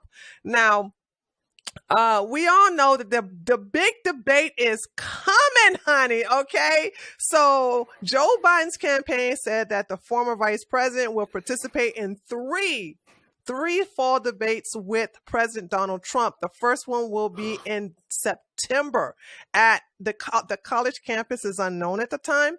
The Biden campaign criticized Trump campaigns for pushing for a fourth debate as a means of distraction. Now, Trump is so excited to debate Biden that he wants a fourth one, but he'll go ahead and settle for the third one. And Biden says he can't wait to debate Donald Trump. However, a New York Times columnist, Thomas Friedman, is a little hesitant about Joe Biden debating Donald Trump and stated that the Biden campaign should implement some rules prior to agreeing to the debate or prior to the first debate. Conditions. The first condition is that Trump should release his 2016 through 2018 taxes. And the second condition is have a real-time fact-checking team hired by a nonpartisan commission on the presidential debates to actually do live fact-checking. The Trump administration is stating that this is just a way of delaying the inevitable ass-kicking that's going to be done by Trump because Biden is basically declining in his cognitive abilities, and they both took a test where Trump passed with perfect score, and Biden has not revealed his score of his cognitive ability at the moment. So with all of this going on, we really, all of us here are really looking forward to debate. And so I would like us to discuss, between Biden and Trump, who do you think will win the debate? Let's start off with the Republican Nation. Go ahead. I'm going to let you take it away. I think Trump's got him beat within the first 2 minutes. When Joe Biden already starts forgetting his sentences and his real racism comes out, it's over. It's going to be completely over. I mean, we're talking about a guy he's going to have to talk about his 1994 mass incarceration bill, his anti-school busing. He's going to have to talk about Hunter Biden, which the Democrats did a great job bringing him up so much, impeaching Trump, trying to impeach Trump, that now that's going to be a question that Trump, is going to attack him with. This guy has a track record of failure after failure after failure. Even telling President Obama, not to go in and kill bin Laden. I mean, that's how bad this guy is. He actually told them that. I mean, this guy, I don't think, look, if he's our president, I will accept him as our president if he wins. I'm not going to be one of those guys that's going to cry or be mad, whatever. He wins. He's our president, whatever. The people chose him. That's it.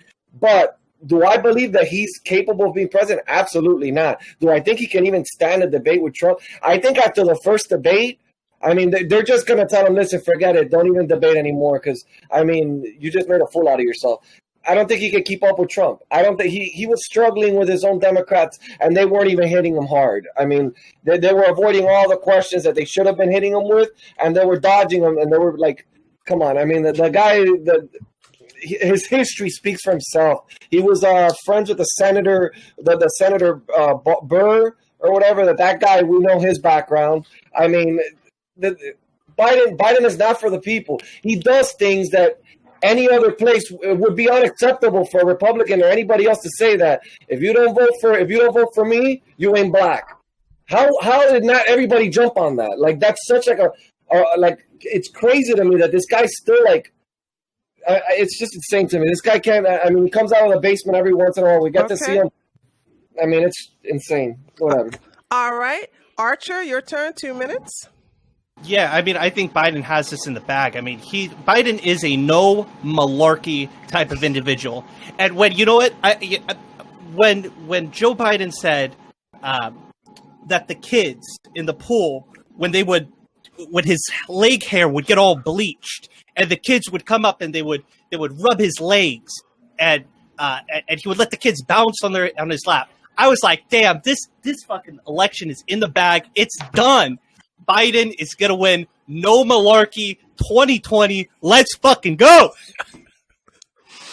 All right, Rafiq. Donald Trump. Sometimes I wonder if Joe Biden remembers his own name. And it's a huge red flag that the Biden campaign will not release his cognitive test results.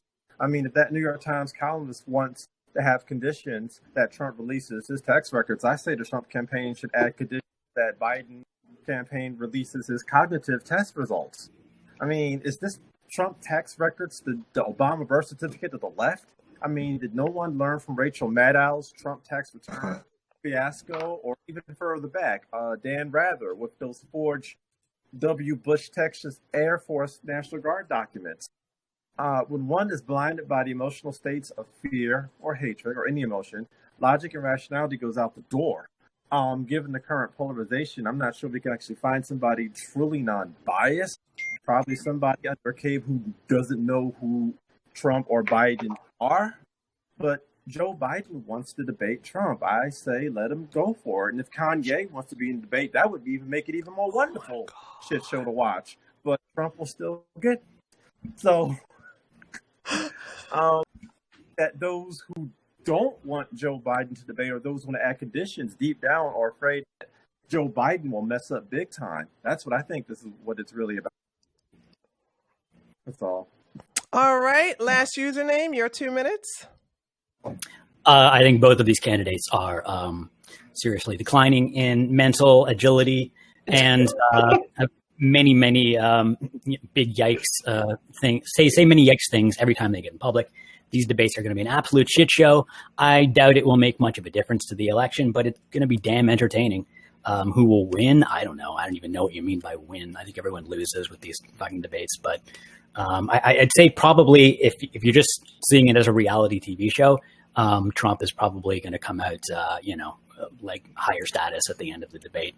Like I say, I don't know if it'll make any difference in the election, though. I think everyone voting knows that both of these idiots are idiots, and they're just going to vote along ideological lines. All right. BJ, go ahead. Your turn. First off, before Rafik mentioned it, I didn't even consider the fact that maybe Kanye could possibly be in the debates if he somehow gets 20% of the electorate before the next month. He didn't drop out. Really? Dario.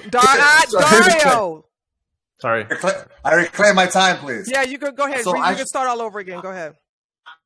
Listen, I actually disagree with the whole entire premise of this because I do not think that there will be a debate at all. I've been saying this for months now. The first reason is that Biden is incoherent and prone to more gas than any other political candidate I've ever seen. Yes, Trump says some weird things, nowhere close to Joe Biden. And if you've seen, I feel like maybe liberals haven't seen all the clips conservatives have been throwing around at each other, but it's absolutely preposterous, and it should be scary to liberals. The second reason why it's not going to be debated is that Biden's policies are going to anger his own voters, because the far left and liberal voting blocs are currently super far apart on issues. Can you imagine getting a question whether it's okay to tear down statues and have to kowtow the line between our country's racist and evil and maybe we shouldn't tear down America? Kamala said he was a racist. It doesn't matter what Corn Pop or T-Bone says. The far left is going to scream at him no matter what he says in the debate.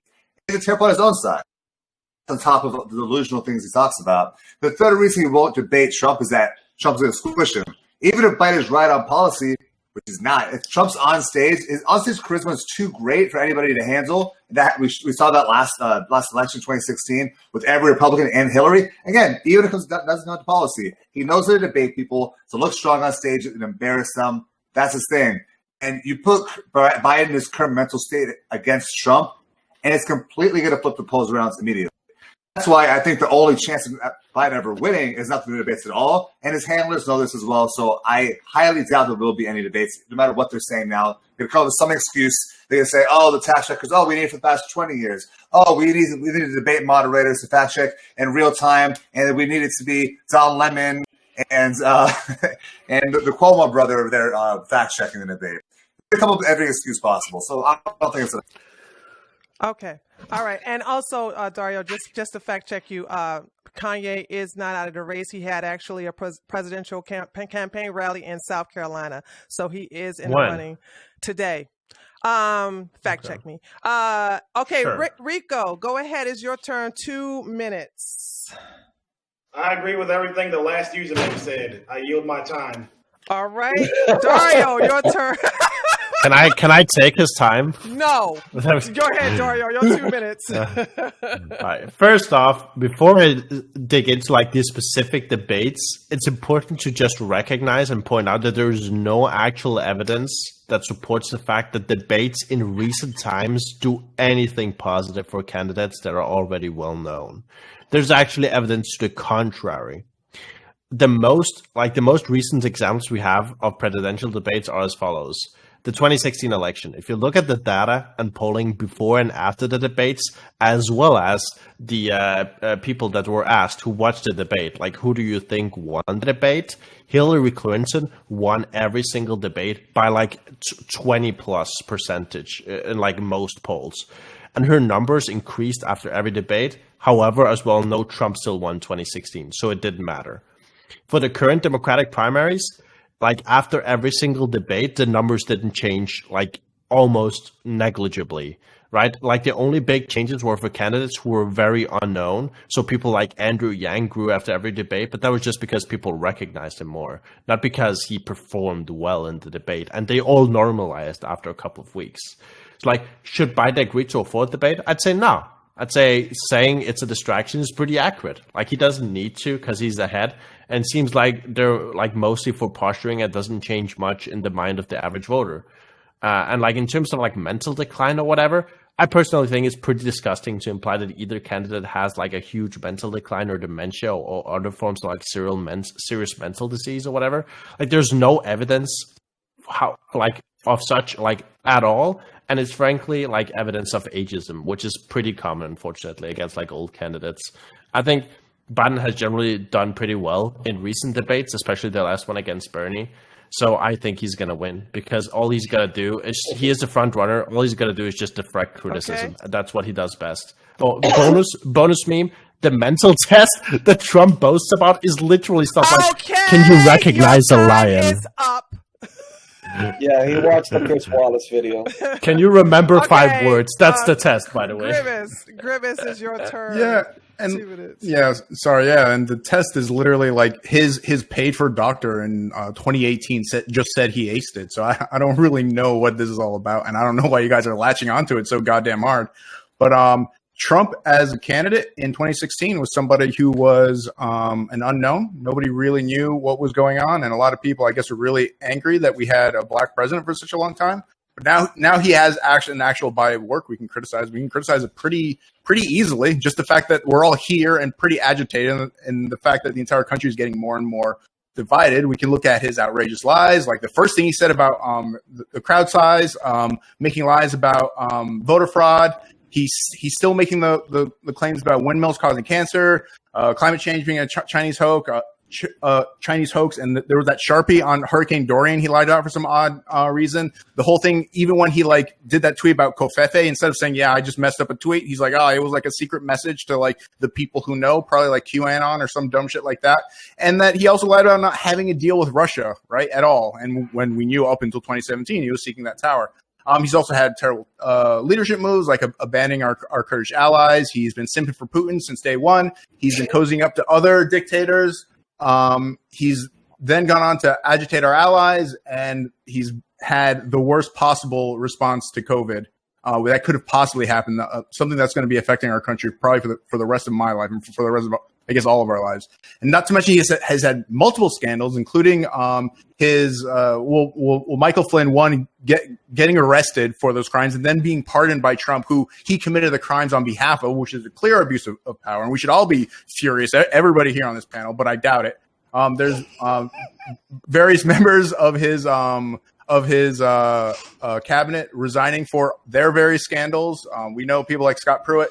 There's not pushing back on the Russian bounties. This isn't like a comprehensive list. This is just stuff coming off the top of my head. And he has a whole bunch of broken promises, like building a wall, repealing and replacing the wall, and not doing the 2018 tax cut. And literally, I have like 7 things I just thought of while everybody else was talking. Let me tell y'all something. You know, you fucking triggered ass fucking liberals. Let me tell y'all something, okay? Real quick. Get them. You know what I'm saying? You all are talking shit about the cognitive test, the basic easy test that Trump take, but guess what? Who has not revealed this basic easy test? Why would he? Because he's fucking dumb as fuck. But let me just say this anyway. Because the people here I got on here are just too nice. I would just slay you guys if I was on this panel. But Grimace, that was very good, even though you went over time. I'm gonna get you for that. But let's start off with Grimace. Grimace, let's look at what happened in 2016. Okay. 2016, there was a lot of memes that came out of the debate between Trump and Hillary.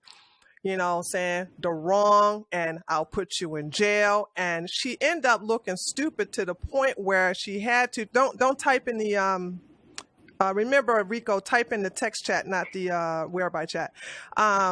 Remember that's where the basket of deplorables came in, because she wasn't really good at basically coming back with her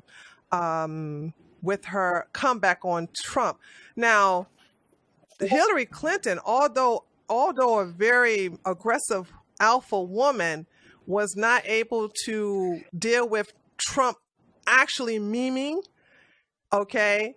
So what makes you think that Biden is going to be mentally be able to go toe-to-toe with Trump's quick wit and everything like that?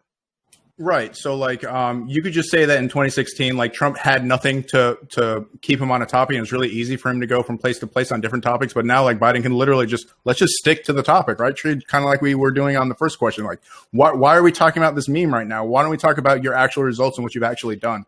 And I think that's literally going to to be like 3 debates in a row. Can I just jump in real quick? This is freeform. You all can jump in. Yeah, sure. Yeah. Just to address your 2016 comments again.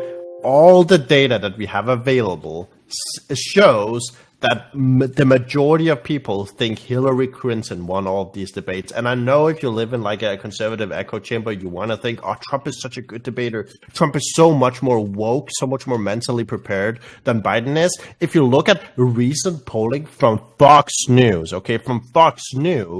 more Americans think that Biden is mentally sound than Trump. 47% think Biden is sound. 43% think Trump is sound. Apparently, you watched the Chris Wallace interview today, and that's where you're getting all your fun. No, facts. this is the data. This is literally the data. From Fox News. Dude, facts don't care. Facts don't care about your feelings, dude. Facts don't care. No, you guys are the ones with feelings. You guys are the ones that react on Dude, feelings. I posted data. in chat. Go look it up. Go look it up. You're embarrassing yourself, dude. Listen, first of all, you don't normally even talk to me like that. First of all, Dario, you're embarrassing yourself because this isn't going to be a debate based on like the Hillary Clinton debate where they were both attacking each other. It's going to be a debate where he's going to show how much Biden has lost his touch with reality. And that's why the numbers are going to change, because it's a completely different type of debate. If you think Trump has any chance of winning 2020, you've lost your touch with reality. I guarantee you there's no data. There is no data. There is no data. There is not a single. And Grimace, I wanted to refer to Grimace to something. Look, I never had an issue with Obama, so for you to say, I kind of found it quite offensive for you to say that people were, after 8 years of having a black president, were tired of seeing a black president. That's not true. Because he spent his entire career in office having to like deflect accusations of being a Muslim, being from Kenya, from not being a citizen of the United States. That's not everybody. And that only came from the right. That's not everybody. Now, I will tell you okay, I'm sorry. There's 100 million of you. What do you want from me? No, you want me to tell you what was offensive? Seeing Obama sitting with Fidel Castro's brother while my family had to leave that fucking country, and that was the legacy that his final move in office was trying to create something. We got Kim Jong-un and the president like holding hands, crossing the border together, having a really great time. So I don't know what you're going on about Castro for. Because he was trying to stop the missiles that he was launching over. He was an actual threat. Castro wasn't a threat. The Castro regime has never been a threat. Are you kidding me? And like, what? What does that have to do with anything? I mean, he was trying to work out a deal to stop the North Korean president from continuing his missile launches. So you're seeing the president in this case just sort of like he really wanted to get this done, so he'll act like an absolute coward and go over to North Korea and treat him like he's a legitimate leader and put him on the world stage just because he wanted to possibly get a deal which he didn't get. And like made himself and our country look like fools and isolate our allies. Don't defend Trump and Kim Jong-un. I'm going to lose that every time. What made us look like fools? Can we get back on topic? Okay, we're getting back. We're getting so off topic here. I want to get back to the debate between Trump and Biden. I want to talk about Trump and Biden. Go ahead, BJ. Mario, you keep on every single time I do a podcast with you, the evidence, and a very simple explanation to it is you go, but science, listen, this is not, you can't, Trump is not Biden is not Hillary Clinton. You can say all you want how the debates didn't matter. We all know the debates matter not because necessarily Trump is going to have all these great policy decisions against him. Is that Biden is going to fall apart on stage like he's been doing in public every single time he goes down in public. There hasn't been a debate. There has not been a single Democratic debate where Biden has come off losing points. Not a single one. You have no evidence. You have no evidence. My evidence is you have no evidence to support your claim. Let me respond to the scientists over here. We're talking. Wait a minute. I'm sorry. Can you repeat that statement you're saying? You're saying there's no evidence that Biden lost a debate during the Democratic primary? No, Tree. Can you say that again? No, Tree. Yeah. There is no evidence that you can concoct which is going to show that Biden is going to lose the debates to Trump in the eyes of the American people as a whole. On a side note, what you keep doing with this one, no evidence other than your feelings.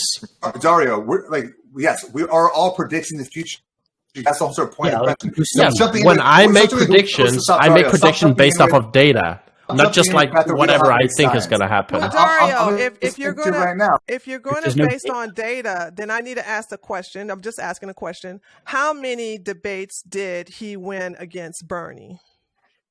One, the one that they had, yeah. But He yeah, crushed so- Bernie. Therefore, Bernie won more debates against Biden. Well, the other one had like a multiple amount of candidates. They- and those they usually had won. Like, 12 Warren candidates. killed it, right? Yeah, Wait. Warren actually killed it against what's his Yeah. name? Okay, I'm so just yeah. asking because I'm a right winger. The one debate. Between Bernie and hold on, listen to my question. Between Bernie and Biden, how many debates did Bernie come out looking better than Biden? How many? Can you count for me? And then how many where Biden looked better than Bernie? The one debate that Bernie and Biden had against each other, the most recent one, Biden came out ahead by far. He crushed Bernie. Yeah, and like if you look at the entire like set of debates, Biden like struggled off kind of slow, but like every single debate he got better. I don't think you guys actually watched this, but like every single debate he got better. I'm sorry. No, it's true. Tree. We'll watch it together. No, you are saying that Biden and Bernie during the primaries only had one debate together? They had one against each other. They had debates where there was like 12 people. Let me ask my question a different way. Yeah, that's a debate. Every time Biden and Bernie was on a stage together during the entire Democratic primaries, and I'm asking sincerely, how many times did Bernie look better than Biden, and how many times did Biden look better than Bernie? If you look at the polling, Biden looked good in every single one of them because he didn't drop anything from his front runner status. He did drop after the 100 Kamala Harris races. He didn't drop his front runner status after any single debate. He dropped in percentage right after Kamala attached for being a racist. Not his front runner status; it was too high up there. For like 2 days. For 2 days. Okay, and then, yeah, Dario, but you're saying there was no drop. That was a drop from the No, debate. I literally said, did you not listen? Did you not listen in my intro?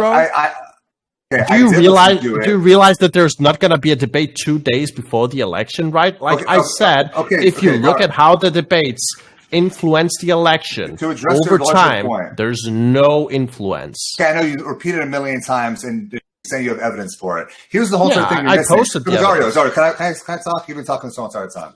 Listen, when it comes to the debates, you keep talking about how he didn't crumble. When there's 15 people on stage, it's a lot easier not to crumble. And he still said things like, well, you get your, listen to your record players. His dementia skill, his dementia skill popped out. It works. Dario, dude, stop. I know you don't care, but the average American likes that shit. Dario, when you interrupt me in the middle of my sentence, it makes you seem afraid for me to say the rest of my sentence. So please. No, I'm just addressing your point by point. Wait, are you afraid of me responding to a point? Though, Dario. No, he made one point. I addressed that. I can address every single point, point by point. You don't have to list off like 10 points. Let him address his point, because I let you address your points. So let him address his points. Let's be fair, okay? So go ahead, DJ. When he has so many people on stage, he fell apart on stage. When it's just mono for 3 debates, that he will be falling apart on stage constantly. And outside of the debates, we've seen him fall off of these completely delusional rants many times. He did it on stage. You can't keep saying there's no evidence. Where's your evidence? We saw him. Okay, I saw video. His comment about the record player. He was running for senator. Where's your wife and his sister? Where's your evidence? Where's your evidence? Dario, can I respond? Hold on. I wish I can bring a Bernie supporter up here right now. Let's be honest. None of you guys are progressive Bernie supporters that are diehard Bernie supporters who actually. As a conservative, I really don't know, so I have to take your word. But based upon what I was looking at, Bernie was ahead in the polls, so it looks to me that Bernie's was kicking ass in the debates. But if you say that, I have to take your word because I don't know. So if you're saying that the polls that you love to use were so wrong and Bernie was ahead for nothing, even though you're saying that Biden was winning those primary debates against Bernie, then I guess I was lied to. Wait, listen, Tree. I'm a big Bernie supporter, okay? I just don't care about lying to prove a point, okay? I just want to address the facts as they are. Like, I'm not going to lie to save Bernie's ass. The data is as it is, right? And I make my points based on data, not based on like my personal feelings about who I want to win because I'm emotionally attached to an outcome, right? I just look at the data and I make a point. You still haven't answered my question. Okay. He hasn't answered my question 3 times already. BJ Look, I asked the same thing. BJ, go ahead, and then I want last username to go ahead and talk. But go ahead, BJ, ask that question. He keeps saying he has any mental lapses. I've mentioned the same one to you multiple times, but when he got confused and started saying to listen to the record player, was that not a mental lapse? Because that is evidence of something that will happen in the debate. Evidence right there. When he talked to the record player, is that a mental lapse? Or is that a coherent statement? No, that is not evidence of anything. Is it a mental lapse or is it a coherent statement? No, it's not evidence of anything. Listen, are you a psychologist? Are you a psychologist? When he tells kids, listen, Dario, when he tells kids to listen to the record player, when you say what? When you say. No, are you a psychologist too? What the fuck? Are you making medical statements right now? When you do the same, like, are you Dude, that is so disgusting. No, dude, that is so disgusting. That is literally ableist. I can't really. Fucking ableist and ageist. Stop going to name call him because you ain't got no arguments. I need to really hear what he's saying. No. Sincerely. Stop with the name calling. He asked me a question. He asked me a question. He asked me a question. Go ahead. I really want to hear the question. I can't even hear the question. Go ahead. Every time I'm on a podcast with you, Dora, you keep doing the like, are you a doctor or a psychologist? Where's all your evidence right behind you? You have stacks of paper. I'm asking you a simple question, and you haven't even addressed it. I said, is that a mental lapse? I said no. Okay. He said no. I said no. Yeah. All right. I'm not in a position. It's a coherent statement then. No, yeah. No, I'm not. Listen, I'm not a medical profession, so I cannot tell you if that's a mental collapse or if it's a mental lapse or whatever. Are you a human being? When you say to kids listen to a record player, you can't wait. I cannot make a diagnosis. I cannot make a diagnosis. Yes, you are. Yes, you are. Okay, stop. Okay, I want to hear last username. Last username, and then a Republican Nation. Go ahead, last username. Honestly, Dario, I think it's a kind of cringe that you're claiming to have a statistical model that can accurately predict the outcome of these debates without any sort of speculative leaps. Like, I reject that. I also reject the idea that you can't speculate about the mental health of presidential candidates unless you're a doctor. That seems perfectly reasonable to say these people are 78 years old. We know that minds start to decline cognitively by then. Maybe it's kind of risky.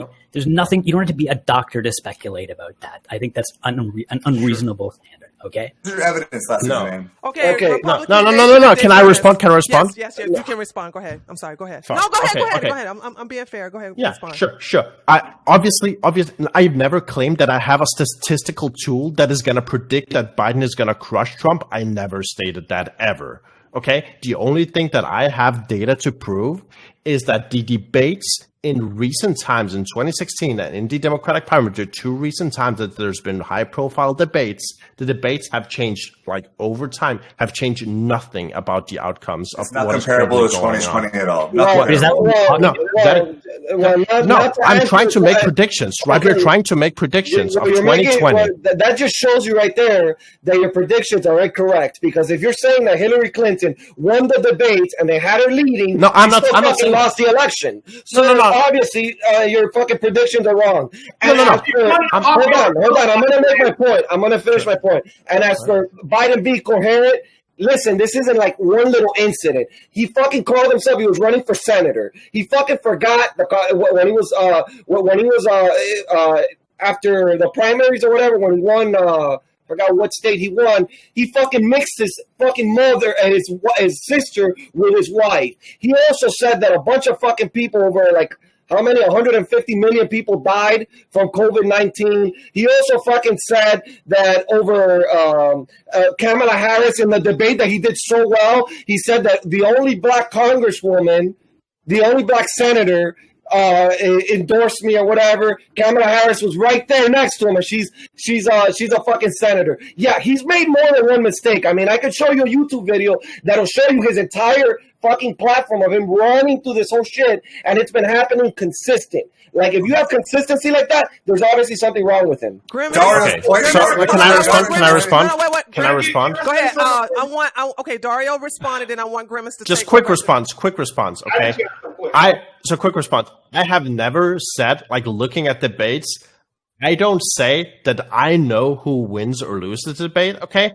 All I do is I look at the data of people who study these things and ask broad populations of Americans, who do you think won the debate, right? I'm not giving you my personal opinion. I'm just looking at the facts. I'm just looking at facts. And listen, I know it's really hard when you look at the TV and you really like a candidate and they say this. I'm not like that, brother. You're like listen, clapping and you're like, listen. Let me explain something to you. Your data's obviously fucking wrong. No, it isn't. Yes, it is. Because if your data's telling you that she fucking won every debate, and he won the election, your data's fucking wrong. No, because those two things aren't connected. Simple. Wait, because the debates aren't the only thing that matters. What are you talking about? Yeah, and like, I want to hear from Grimace. These are two different things. These are Wait, two different so things. so if I won this debate, does that mean I win the American election?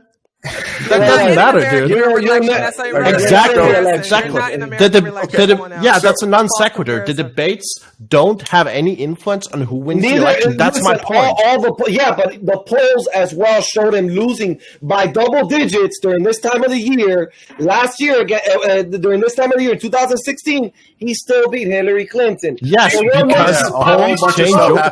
Yes, because public perception changes over time. Yes. I'm just saying, you know. Grimace, go ahead. You have the floor. Go ahead, Grimace. So when Trump was on his date with Putin in Helsinki, and he was asked about Russian interference, he said that he talked to Putin in the back, and that he said it very powerfully and strongly and sexily and very, very sultry that he did not do it, even though his intelligence agency said he did do it. And then Trump said, what did he say? He said, I see no reason as to why he did it. That he would do it, right? Now, was that a mental lapse or was that just a lie? I don't know. The same thing with the open mic. I know you don't know. Because you got two choices. One, he just had a mental collapse that you're talking about, or two, he's a corrupt liar who sits for Putin. That's not a good dichotomy at all. Those playing politics are Grimace. You keep saying you're literally talking about words here, mixing up like mother and sister, and mixing up president and senator. Or what are you talking about? I've only got mental lapses. So when Trump says orange over and over and over again, like 20 times in a 60-second period, when he's trying to say origin, yeah, I know it is dumb. I agree, this is really dumb. But on your own standards, big bad bear Jew, is that a mental lapse? Is that a sign?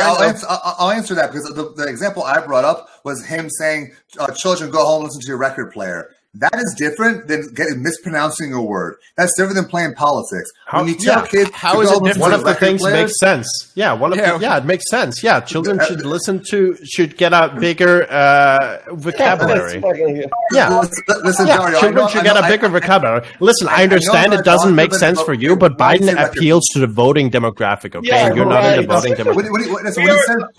Biden appeals to old people. That is a mental. Listen, Dario, I know I'm not a doctor, and I have to apologize. I'm not a doctor. I'm not an economist like you, and I don't have all the evidence. But my opinion I know you don't. Listen, Dario, I'm being sarcastic. I don't know. You don't have to tell me, dude. I get it. You don't have anything to base your opinions on. It's a normal opinion, and if you ask the other liberals here, I bet they agree. That is a mental lapse, and that is a different thing than having a typo or having a mispronouncing something. When he says kids, I'm going to give you one example, and you haven't been able to tell me. You keep saying, "Oh no, it's not because I'm not a doctor." Or is it not? Listen, without talking about being a doctor. Without talking about being a doctor. Hold on, I want Rico to go ahead and get in. Go ahead, Rico. You want to know what's a mental lapse? Us here talking about dudes pushing 80, fucking debating as if they're in their prime, like they're in their. I didn't hear you cut off. Yeah, you cut off. I said, why? Like, what's the mental lapse is us talking about two dudes pushing 80, debating as if they're boxers in their prime. What are we doing? Here's the thing, is that Trump, he's getting older, and of course you're not as sharp as when you're younger, but it's a completely different standard than for Joe Biden. We're talking about the degree here. Okay, when you're older, and it's not ageism to say this bullshit, so I don't want to hear that ever again. To say when someone's getting older, they might suffer from mental lapses, and if they're in the most powerful position in the whole entire U.S. government, it might be something that's kind of important. So I don't want to hear it being ageist and speculating about the most powerful position you could have when they're obviously going downhill. Reaching the most powerful position in the land, our dudes pushing fucking 80. But that's its own fucking debate. What the fuck are we doing? Are y'all talking in circles at each other? This is a bunch of ableist fucking malarkey, if you ask me. Listen, dude. This is the thing that really bugs me, right? People are talking like Biden is like the best fucking public speaker ever. Dude, even fucking when Biden was in his 40s, Biden was messing up words, right? He's never been a good public speaker. No, he wasn't. Dude, you're fucking lying. No. Dario, look at this. Look at this thread. This thread. You see mispronouncing words, right? Mispronouncing words is different than having a strong, coherent message while he's talking. And he used to be able to speak like that. I heard some old tapes of him talking. Very good. Yeah, he might have mispronounced a word. I mean, he also might have completely lied about his, credentials and all that. We'll put that to the side. It's not the same thing as saying mispronouncing and to say he clearly was way, way sharper.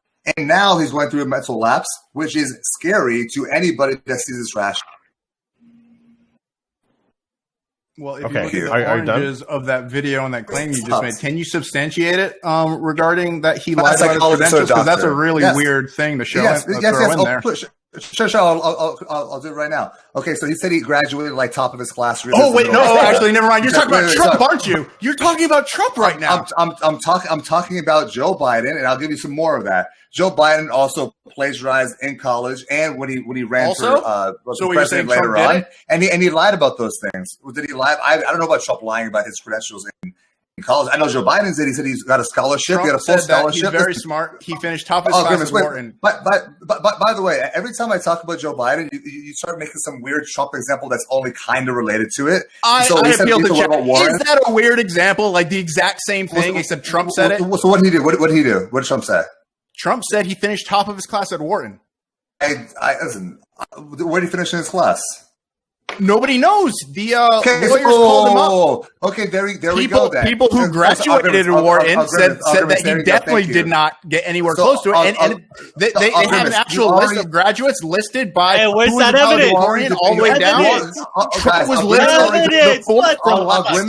Okay, so we know who was a valedictorian. We know who was top of the class at Wharton. You're embarrassing yourself. Listen, you already defeated yourself. You said you don't know. But we do know what Joe Biden finished. No, wait. I do know who was top of his class, okay? Top of his class doesn't mean first. It could mean near the top of your class. You say top of your class. I graded top of my class from Northwestern Law School. Was I valedictorian? No. That was top of my class. Okay, so if I told you we have the top 10 people, is that enough for you? Like, how much would I have to show you before you realize that Trump did in fact not graduate at the top of his class? You're saying you have the top 10 people who are out there saying, I hate Trump and I graduated top. I don't have the records to prove it, but I graduated top and not he did. I don't know what you're talking about. First of all, Wharton, the business school, I'm pretty sure has about 300 or 400 kids in it. So top of your class could be way more than first top 10 people. But it doesn't matter. You guys go on evidence, right? I'm telling you blatant lies that he told before. And that's not even my point. Listen, okay, no, wait, listen. So if Trump did not graduate at the top of his class, or do you want to just give an excuse that he uses his lawyers to suppress records of himself being like put out there, and that's legit? Or I don't know. I didn't know about this claim. I didn't know about this. Okay, I didn't know about his claim, and I didn't know because you say you don't know.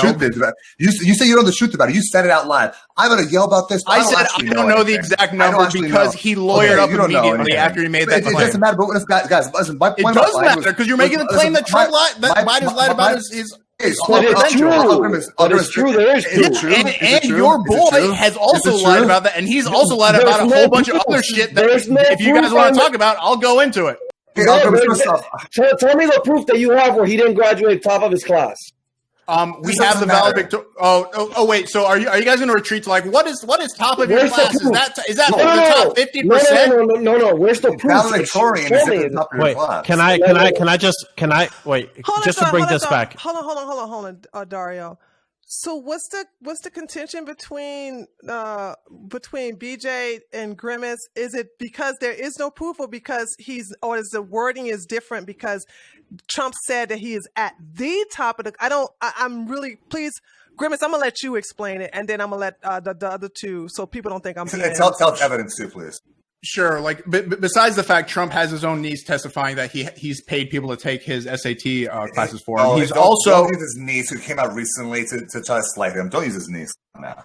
That's cheap. You don't want me to use somebody whose family bonded guys, to him? Like, to be clear, your niece wouldn't know about that. About if my uncle went and took the SAT and also SAT has nothing to do with Wharton. SAT has to do with undergrad. I hope you guys really hear all of these excuses coming out of BJ. I hope everybody's appreciating all the reasons not to believe Trump's own niece's testimony against him. Grimace, listen, stop. You just said, here's the evidence he cheated at Wharton. His niece said he cheated on the SATs. Oh, that's not anything to do with Wharton. Wharton is a business school. So we talk. I'm saying he lies about a lot of things regarding. Oh, so he lies about a lot of things. So therefore, he must have lied about this. He did lie about Wharton. No, wait. He did not lie about Wharton. From what you're telling me. Wait, what you're telling Big me? Bad. You just say you don't know. You're saying you don't know. I said he definitely didn't finish at the top of his class because we know who finished at the top of the class. Now that valedictorian is not the top of your class. You say you graduated the top of your class. That does not mean I'm a valedictorian. Again, okay, I graduated top of my class with Western Law. I was not a valedictorian. I was not a salutatorian. I was still top of my class. You say top of my class don't mean that. Everyone knows percentage is top percentage that I could show you that he did not finish there? Give me the number. I would probably say top 10 to 15% of 300 kids. That'll be 30 to 45 people. 30 to 40. So he finished like 40th in his class, and he's bragging about that. Is that what you're saying? Top 10%. It's been 35 of 3. Why are we talking about this? Please. I know because he like throws in this red herring that he thinks he's got Biden on when we have like a history of Trump lying about his own education. This has nothing to do with the topic. Okay, if I can say one more thing, the reason they're just arguing over the meaning of the word. Go ahead, BJ, and then we're gonna give. I'm gonna ask a question to get us back. I was talking about how Biden is having his mental lapse, and I said, and he also lied about this over here, and then you jumped on it and just said he thinks he caught Biden in lie. Dropped that and you're unable to substantiate it, and your own guy is more guilty of this crime. This conversation is going to give me a mental lapse. Okay, come on. I have to ask one more thing. I'm going to keep saying I don't substantiate it. He did lie about his college records. Joe Biden, you know it too. You keep saying substantiated. Did he lie or not? Joe Biden. Don't talk about Trump. Joe Biden. I have no idea, but honestly, it isn't that important. Can I bring this back? But since it's important to you, I'd like to point out the fact that your boy lies about dumb shit all the time. Okay, so here we go. I'm gonna bring the argument ever to be like he lies about other things, so he can't. Not other things, the same things. So annoying. All right. Not other things. It's the same things. The emotions of this kid is so fucking crazy. It's not just the same things. It's even more. You say Biden lied, boy. He could have lied about this according to his sneaks in the book with SATs. Hey, well, hold on. I gotta make a confession.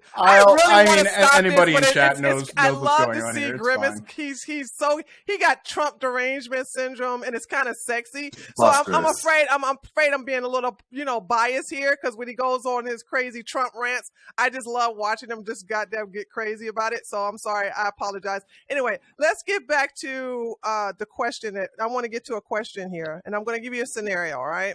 We have Trump on stage and we have Biden on stage. Okay. Now, I want you all to go back to the debate between Hillary Clinton and Trump. When Hillary Clinton would start talking and Trump would lean into the fucking mic and go, wrong, I'll send you to jail. He would do these things that actually energized his fucking base and revved up his fucking base, and it threw Hillary off her square. And so my question is that, in your opinion, everybody, do you think that's going to happen again? And if it is, what is going to be the turnout response with Biden? I'm gonna let BJ, and then we'll go with Dario, and then everybody else can jump on in. This is what I said in my opening statement, was that regardless of policy, we can all disagree on that. I don't see how you can think that Trump's charisma in the debates is not completely overshadowing every other politician right now. Again, Trump didn't have to say anything of great value. Nobody thinks Trump is charismatic except you. That's really weird. Let him say his thing, Grimace. And so when he made fun of the Republicans, everyone loved that. When he got on Hillary Clinton, his fan base went crazy about it. You might say Clinton supporters didn't like it, but everybody knows that, listen, his policy during debates, I'm not saying it was the best, but the way he knows how to use, again, his charisma and his onstage presence, he is this huge celebrity before this happened for decades now in New York and on TV. He knows what he's doing in the debate. That's what I was saying in my whole entire opening statement, is that if he does things like that, Joe Biden is going to be stuttering and talking about corn pop and T-bone, and he's going to be completely thrown off of his game. So it's not even about the policy, which he's wrong about. It's about the fact that you're going against Trump and he televised event, which is Trump's. Go ahead, Dario.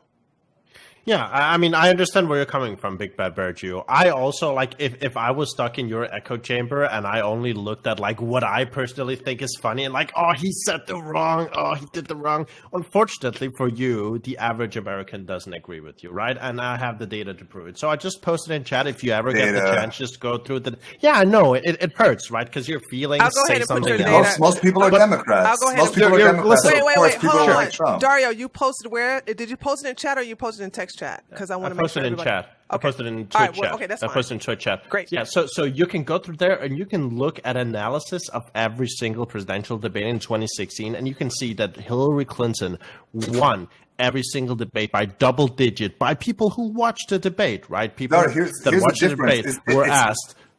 It's that there's more Democrats than Republicans. We all agree with that. And she won the popular vote. No, yeah. She won by 20%, dude. This isn't the difference. This is a non-sequitur. There's more Democrats. Keep saying no. I'm agreeing with you. Yes. Archie, I'll get you. Yes, she had more. So what? Can I finish my statement, please? Every time you go on a rant. No. You can't say that. What I said was true, right? There's more Democrats. There's won the popular vote by 2 million. Right, so of course it'd be that. But you know what Trump did? Energized his base like fucking crazy to a degree has never been seen before. That's what the debates did. So it's not about whether Democrats liked it, but what happened to the base, and that's why he won. He energized his base because of his actions. I know. It was less about policy. It was about policy. I know you feel like that, but there is no data to substantiate that, and you cannot show that because you don't have it. You don't have it, okay? I've shown you data to the contrary. Dario, I have shown you. Well, sure, he might have energized. Listen, what am I wrong about? Listen. When Trump goes to speak at any point in time, obviously his base is going to go, yeah, hell yeah. But that doesn't mean he's winning. That's my point. Right? Is that he energizes his base to but that doesn't mean he's winning. That's why he won, because he energized his base. No, he didn't win because of the debates. There's no evidence that shows he won because of the debate. His demeanor. In terms of the average American, in terms of public opinion, Trump lost every single debate. Okay, Dario, if I could break this down a little quick, I don't mean to be demeaning. I'm going to look this up I want to say if I can fact check this right now. You're cutting me off right now. You're talking about the evidence of all this. Listen, I used to teach logic on college campuses. Let me see if you're meeting. You should have taken your own classes, dude. You cannot prove it. You cannot. He's right. You won't let him finish because you're afraid of him finishing his sentence, and that shows insecurity. Go ahead and let him. Go ahead and finish. Obviously. So, Dario, come on now. Listen, I cannot have evidence of proving this. You can't have evidence of proving a causal relationship like that. Okay, so yes, we have evidence to prove that the debates were the exact cause of his win. Nobody can do that. You cannot do it either way. You're given an unfalsifiable premise. You keep saying you have evidence to say, well, people say he won the debate. I'm saying he energized his base through all the debates, through the primaries, through the general election, and that's what caused him to win. You keep saying there's no evidence for that. It's unfalsifiable. Again, you cannot prove this causal relationship. The debates caused this with every other factor moving around. That's against all logic, Mr. Evans. Okay, I want to hear. Go after. Okay, hold on. Go ahead and respond, Dario. And I want to hear from Archer. Archer's been trying to get in a word out, and then I'm going to hear from Jace. Okay, go ahead, Archer. Go ahead, Dario, and then Archer. Sorry. Yeah. So I understand you're pivoting away from the initial point because you know you've lost that one. So just to reiterate, when we're talking about who won the debates, there's actual data. There's actual evidence to show who won the debate. And I know it feels to you like Trump won the debate. I just said that, of course, they won the debate because there's more Democrats who are voting. Wait. So Hillary won the debate. So Hillary won the debates. I mean, more people will think that because there's more Democrats out there, of course. She won the popular vote by 2 million, of course. So Hillary won the debate? And so, yes, and the whole entire point behind that is because, listen, according to most people, not according to, of course, Republicans, but he energized his base who went fucking crazy after the debates in the primary general election. Wait. So do we agree? Hillary's debate did not help her out at all. Wait, do we agree? More people liked course, we all Wait, agree. okay, wait. Let me just. Okay, you both agree. Okay, I want to get to Archer. No. course. Go to Archer because you're just pulling this out too long. Go ahead, Archer, and then we'll go to Chase, and then last year, if you want to get in. I would not use polling data as the end-all be-all to who won the debate. Why? Because if I'm a pollster, I could fudge a fucking a poll by going after certain demographics and saying, "Oh, hey, if I know college-educated white people tend to vote more Democratic, guess what? If the pollster wants to fudge the data, all the pollster has to do is weigh more towards those demographics and." I say, oh, hey, look, 65% of the audience said that, not the audience, but people who were just watching online said that Hillary Clinton won the debate. This doesn't really mean that that's an accurate representation of all Americans. That's just an accurate representation of the group that the pollster had polled based off their opinion. Sure. Go ahead, representation. Go ahead. Dario, I looked at the data. Dario's actually completely correct. And it was actually debates. It was from different polls. It was actually ABC, CBS, CNN, Fox News. Between all of them, Hillary Clinton won all three debates by a margin of 2%. By a margin of 2%. No, okay, Dario? Yes, Dario. I'm looking at it right now. Okay? No, you're looking at the wrong numbers. No, I'm looking at the correct numbers. I'm looking at the average numbers of all the presidential debates between all the polling, and they did an average of all the polls, and they averaged it out, and it was a 2% difference between a 2.5, 3%, between 2 and 3% difference. For example, Dude, the first presidential debate, she got a 42%, 42.8, he got a 40.2%. On the second debate, wait, no, please. Why did Gary Johnson get 8%? He wasn't in the debate. Why did Jill Stein get 3%? You're reading the wrong numbers, dude. You're just reading who qualified for the debate, dude. You're reading the wrong numbers. You have to go down. You're supposed to look at the numbers. Yeah, you have to scroll down. No. You're literally just reading wrong numbers, right? This is just who qualified for the debate, right? Based on the polling data, like who could participate. That is what you're reading. You have to scroll down where it says. The point is that we obviously know the pollings aren't completely accurate, but it doesn't matter anyway because my point before was that she has more Democrats to vote for it. There's more Democrats to vote for it, but again, what happens to the base? Okay, I don't understand this whole idea. Like, we keep no evidence to evidence. To think that seeing two guys go mano a mano after each other for hours on end, to think that has no effect on the electorate is crazy. What does have effect on the electorate then, if not seeing these two go head to head? And especially one of them has dementia. Bedro, can I ask you one question? Okay, just one, and I want to answer. This isn't directly related to this, but you said earlier that like all of these, I believe, actually it was Archer. Sorry, Archer. You said all of these posters have a vested interest. No. I'm not saying. I'm not saying. He didn't say all. They could. No. He didn't say all. Okay, but when you're looking at the outcome of the election and the pollsters did not fucking get it right. Either they didn't, either the means of which these polls are fucked. No, when you're saying that Hillary Clinton had a fucking 90 fucking 5%. No poll said that. No. Yes, poll it does. No. Pundits said that. We went through this so many times. Pundits said that. I can actually show you right now. Real clear politics. I have the poll listed in my fucking in the Discord because hold on now, because when you said that there was no polls showing Hillary Clinton in the lead, I was really disappointed in the conservatives. I went and listed all of the polls that showed just that. Oh my God! I didn't say that. Listen, go to fucking. Do you want me to find? Like, go to fucking the polls just before the election. The most recent polls just before the election. All of them, every single one of them, had Trump with a chance to win within margin of error. No, hold on, I'll get it, because that right there was something I definitely fact-checked you on, and you were wrong. Hold on. You guys go ahead. I'll go get, hold on. We don't need to discuss it. I'm going to go get the receipts right now, and I'm going to post them in the chat, and you go look them over. So go ahead, you guys, and talk. And don't doubt his evidence, please. While you do that, can I just ask the conservatives on the panel one question? Okay, based on the most recent poll by Fox News, conservative Republican news outlet, okay, 4 hours ago, more people think that Joe Biden has mental soundness in check than Donald Trump. More Americans think that Joe Biden is more mentally sound than Donald Trump, based on Fox News polling. How do you I'm not saying Fox News polling as if they're right wing, but it doesn't matter. Here's the thing: the debates will show it. The debates. Wait, Who's right wing, dude? Well, Fox News is reactionary to the left, right? And first off, Trump goes after people on Fox News sometimes, right? Oh God, there's nothing to do gymnastics. Listen, you're jumping on my. No, stop. You're jumping on my Fox comment with. I said the actual point. Is that it doesn't matter what people think right now. It matters what they think during the debates. That's why they're important. That's when you see Joe Biden hasn't been out in public in 3 months. He gives 2 speeches. Once they go head to head, then you'll be able to see it. And so again, these polls said he went out twice, and you saw he went out once. Great, thank you. Well, you just said he didn't go out at all. In his basement.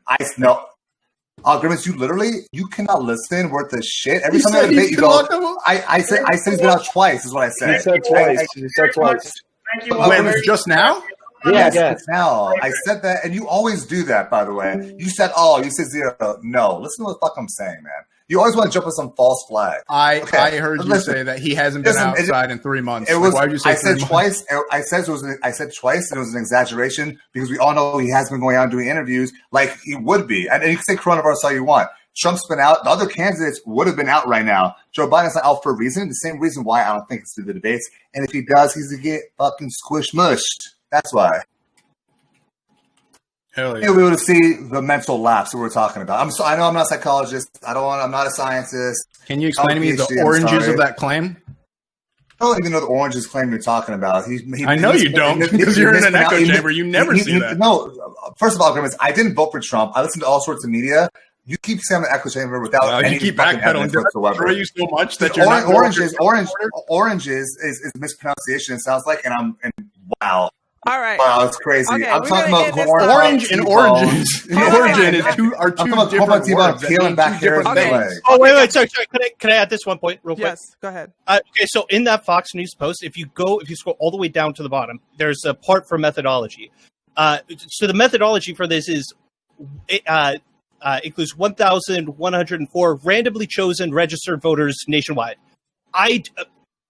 If you're going to consider that as a representation of all Americans, this is. Wait, do you not? Oh my God, you don't know how polling works. Okay, I'm sorry. Yeah. Dario, don't stop your science bullshit. You have to have a bigger sample. If you want to sample the whole entire fucking country, you need a bigger sample. No, you don't. Dario's like, I took statistics in college, and they said their sample size of 30 is good. So that's a good sample size. No, it depends on the size. Otherwise, you get a huge margin of error if you only have 1,000 people in it. I don't know how statistics work. What? So we're gonna go ahead and do the closing arguments, and let's start off with the Republican Nation. Well, I just want to state the simple fact is the question was about Donald Trump and Biden going head on in a debate. Do I believe it's going to change the outcome? Absolutely. When people start seeing it, this is a different type of debate. This isn't like Hillary and Trump going at it. Hillary was still witty. She got outwitted by Trump, in my belief. I don't know. I mean, it seemed like it had pushed his crowd more that he won the election. But nevertheless, this is just going to show how bad Biden is really doing.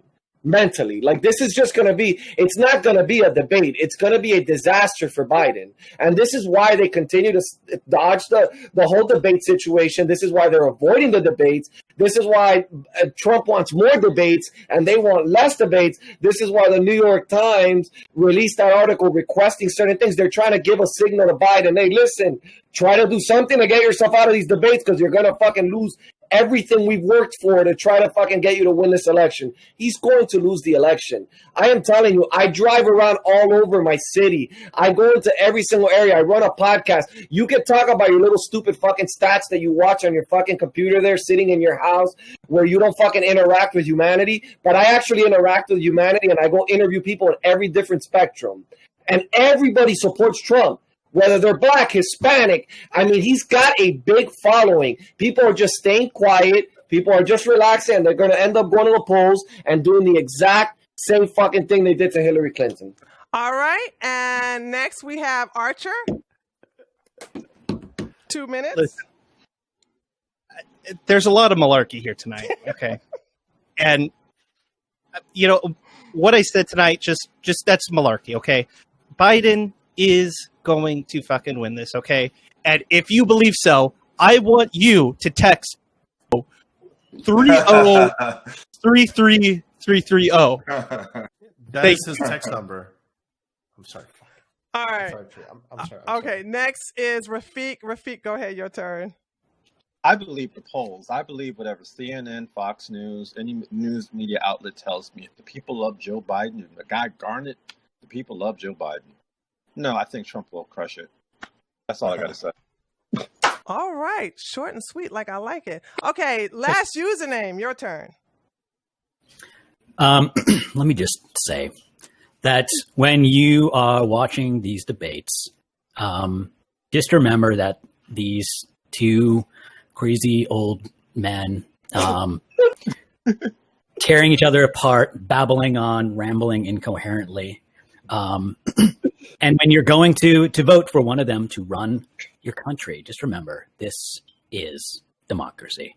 This is the state of American democracy. Today, this is the mechanism by which you represent your voice in control of the most powerful nation in the world. This is what it's come down to. I think there might have been a time when America was fortunate enough to get competent, inspiring leaders who did a good job despite the flaws of democracy. I think those days are probably gone at this point. I don't think things are going to get any better than this. They might get worse. Just keep that in mind. Yeah, not looking forward to many more conversations like this one. I mean, we're not even like the only thing more cringe than democracy is arguing about who's going to win a democratic election, which, yeah, there we go. I'm done. All right, BJ, your turn. Okay, so first, I don't like this whole entire echo chamber thing when studies show that actually, look at Twitter, right? Conservatives follow everybody, liberals only follow liberals. Conservatives are not in an echo chamber. I don't watch Fox News all the time. I watch The Hill, listen to Jimmy Dore, Kochlinski, Joe Rogan, even though he's an alt-right supremacist, whatever, you know. They all have the same opinion about Joe Biden to different degrees. And then those degrees are, oh, well, he has some sort of mental lapse. He's slowing down. It's pretty obvious, and it's getting kind of fucking dangerous. They're saying this all out loud during the primaries, but then the primaries ended, like, fuck, we have to stop talking about this shit now because he's our guy. Even Cory Booker made something during the debates about that. Joe Biden is having an obvious, like mental break, not mental breakdown, but he's an obvious decline right now. And I would wish some liberals would be brave enough to just be like, all right, yeah, I mean, I agree. Like, I can obviously see it too. I know the comments. I agree with it. You don't have the balls to do so. I wish you would just say, well, listen, yes, but we're going to get a good vice president, and we're going to have a Democratic administration. Yeah, he's old and he's going to see now. That's fine. Trump is having issues, but not with his mental decline. He's an extreme narcissist, and I agree it's annoying to listen to, but his face having the mental decline that Joe Biden has is so not objective and so emotionally biased is crazy. Again, all the liberals all the progressives were talking about this. We're talking about how he was having these mental lapses. This would be very scary going against Trump. And all of a sudden, as soon as he's the guy, I mean, a lot of them are still saying that, but then we have you guys saying, that comment about corn pop, about rubbing the hairs on his legs, about the record player, that's a good thing. You're not a doctor. That's a good thing. And again, yes, I'm not a doctor. I'm so sorry. But your evidence is not the evidence you think it is. You can't look up one study and go, ha-ha, without realizing, there's some caveats to that. For example, 2016, not 2020, Hillary Clinton's different than Joe Biden. Okay. He going to lose in the debate. Not going to happen. Grimace, your turn. Oh, sure. It was really weird hearing those comments from you about the echo chambers when Republicans were polled. This is probably the best illustration of this. But like when they were polled about Obama doing drone strikes, 20% of them were in favor, while 35% of Democrats were in favor of it. But when polled, do they approve of Trump doing drone strikes? 70% of them were in favor of it, but still the same 30-ish% of Democrats were in favor of echo it. chamber. Stop.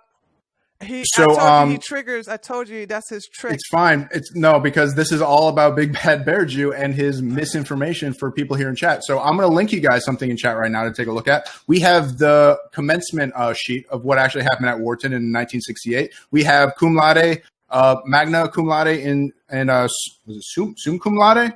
And guess what? Who's not listed among those who got identified as deserving praise within that class? Trump wasn't there. So I don't know if the next time you're going to mention Biden lying about his educational merits, make sure you mention this as well. I'm sure you won't. But if we're going to go with Biden, he literally just has to stand there and just say, like, I don't know, he just needs to like read off of paper all the terrible shit like Trump has done through the years, and he'll win easily. And if you guys are not sure about Biden, I know after this debate that you guys are kind of leaning towards him now, but just remember that Biden is for decriminalizing marijuana, eliminating private prisons, reforming predatory student loans, and he's an actual Christian and a Catholic. If you guys care about something like this over on the Republican side, we can go back to it being normal. We eliminated the socialist candidate over here. It's not like you're voting for like a communist or some kind of bullshit like that to like run on, even though you guys spent like 8 years going on a bomb about him being a communist. But yeah, I don't know. BJ, I hate that you interrupted him because you had basically let us sit there through that torture because I had to give Grimace extra time. Okay, Dario, go. I'm telling you guys, that shit works like a charm. Stop falling for it. I've warned you guys. That's what Grimace does, and it works. Dario, your turn. Listen, Grimace, I don't know why you even bother linking like articles or studies or whatever. Like, Big Bad Bear Jew is too busy listening to the record player to sort of catch any of that anyway. So, I mean, I don't know, dude. Like, it feels futile, right? Because I mean. And I understand it, right? Because the way that Republicans sort of form their worldview is that they go outside and they talk to their friends, and all their friends agree with them. So obviously, the pollsters and the scientists must be wrong, and like all the data must be wrong, even though there's perfectly reasonable explanations to all of these things if you actually look at the way the science works. And I think the best thing that Big Bad Bear Jew said during this entire night is that he doesn't understand polls. That is 100% accurate. You don't understand. You have never looked up how polling works, and I don't know. That's quite embarrassing if you are going to spend too much time talking about it, at least. But hey, listen, dude. What do I know? Okay, I have a Discord, and in that Discord, I have like 20 to 30 of my friends, and I have a podcast with a lot of friends on, and all of them say that Biden is going to win. So obviously, that's how it works. Biden is going to win. Hell yeah. Malarkey 2020. All right.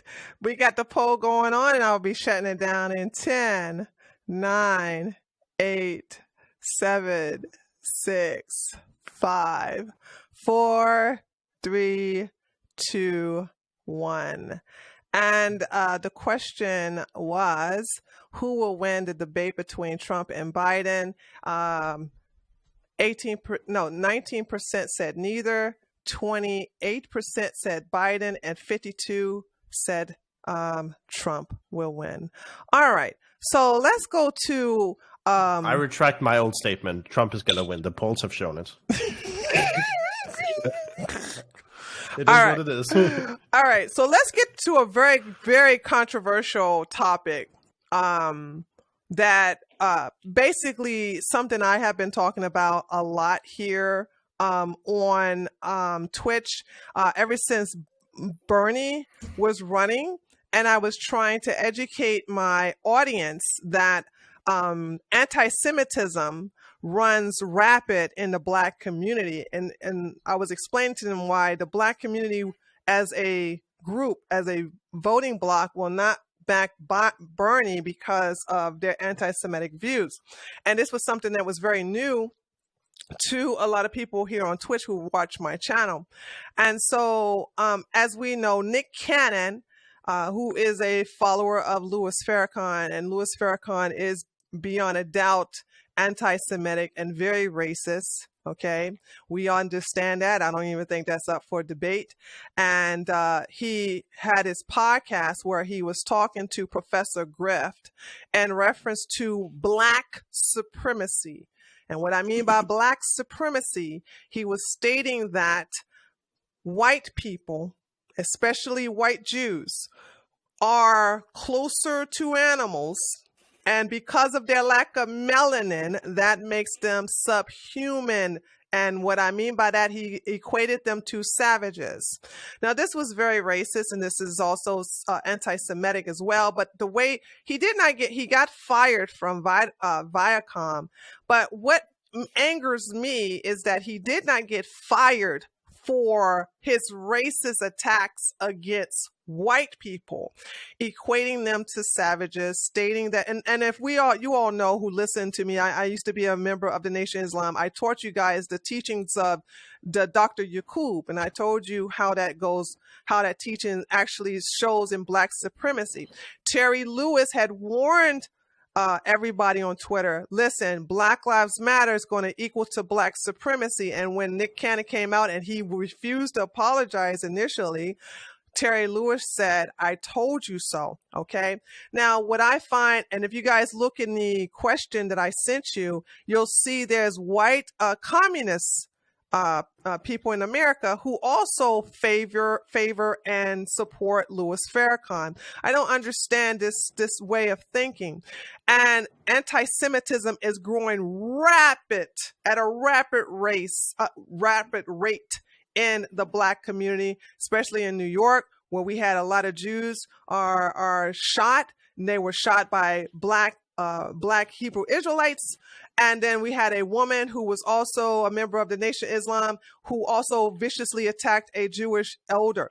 So there's a lot of things going on, and I want to know who's to blame for the rise of anti-Semitism in the black community. Let's start off with Rafiq. I'm going to have him start it off.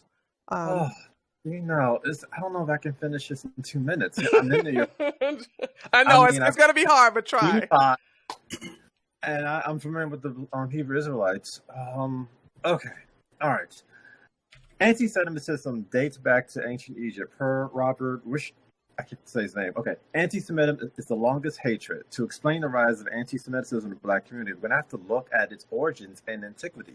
The Nation of Islam and the black Hebrew Israelites aren't the root causes. They are the branches. The root causes are the JQ conspiracy theories or anti-Semitism canards with bogus claims that Jews killed Jesus and that Jews had a major role in the slave trade, etc., along with historical tensions between blacks and Jews and Jewish organizations themselves who like to censor everybody. Shut it down. I don't understand Twitch communist left being anti-Semitic. I mean, their main man, Bernie Sanders, is Jewish. There's a cognitive dissonance on the left. Anti-Semitism has increased in Europe, but what did the left do? They had a stupid, useless march on the Brooklyn Bridge, not the black neighborhood that have anti-Semitism, but the Brooklyn Bridge. And then some blame Donald Trump. But yet, per the Guardian Angels, they're a local crime prevention group here. They said it's the policies of the New York City mayor and the New York governor. To summarize, no one group can be blamed for anti-Semitism in the black community, as it's multi-layered. Blacks have valid reasons to be anti-Semitic, yes, because of the damages communist ideology has done to the black community, introduced by Jewish radical leftists like Herbert Marcuse and Susan Rosenberg, who have only used blacks as the useless idiots to subvert and destroy America in the name of social justice. However, blacks aren't anti-Semitic because of that. They are because of JQ propaganda like the Nation of Islam secret relationship of blacks and Jews that Harvard African-American chair Henry Louis Gates has criticized as misinformation. Also, along with the Christian holiness movements of the early 20th century that morphed American slaves relating to the Exodus story of the Israelites, blacks believing that they're the real Israelites, and the class wealth envy. Okay. So, Treehouse, as you say, what will Malcolm X do? Black people need to ask, what will Booker T. Washington need to do and stop being envious of the Jews? Oh my God. I wish I was on this panel. Okay. Archer, go ahead, your turn. Okay. As a white subhuman male, I'm just gonna make this disclaimer. I checked my privilege at the door. But I don't know. I'd be like, to be clearly honest, like I don't have an answer for this because like I haven't of the black people that I've talked to, that I'm friends with, I haven't seen anti-Semitism, actual anti-Semitism. So it's just not in my experience. In my experience with people of color. Okay. That is all. Okay. The Republican Nation, your turn. Man, I'd have to say the same thing as Archer. I mean, I've been around my entire life. I grew up in Miami, a very diverse city. I mean, I've never seen anti-Semitism like what everybody's talking about. I just don't see. I see what's on TV. I see people rioting. I don't know what the riots and all that have to do. I mean, it's a subject that I'm not too familiar with, and I'm honest when I see it just as straight racism, and that's just people. There's just some people that are bad, some people that are good, some people that are racist. I mean, it just is what it is. There's going to be black people that are racist towards white, Hispanics that are racist towards whites, and vice versa. If racism is always going to exist, it's taught at home. This is not something that you naturally are born with. I mean, obviously, you don't believe in a God when you're born and you're a happy child. All this is taught at home. So I don't really know, or in schools, I guess, or in the atmosphere that you grew up in. As for the Nick Cannon situation, I do know a little bit about that because I did see it on the news or whatnot. What I found more fucked up about the fact about what Nick Cannon said was that he was so racist, and he went so out there and he said this, and then P. Diddy went ahead and offered him a job at Revolt TV. And I found that to be such an insult because I was like, okay, so you guys are all marching and you want our support for the Black Lives Matter movement, but you also got to see when somebody does something wrong, when there's a solid, it's racism, there's no other way of putting it, even if it's from the other side. It was just a little hypocrisy that I saw there, but that's all I can really point out to. I'm not as knowledgeable as Jennings is. He's got it on lock. So. Yeah, it does. Okay, last username, your turn. Yeah, so anti-Semitism is bad. Anti-white racism is also bad.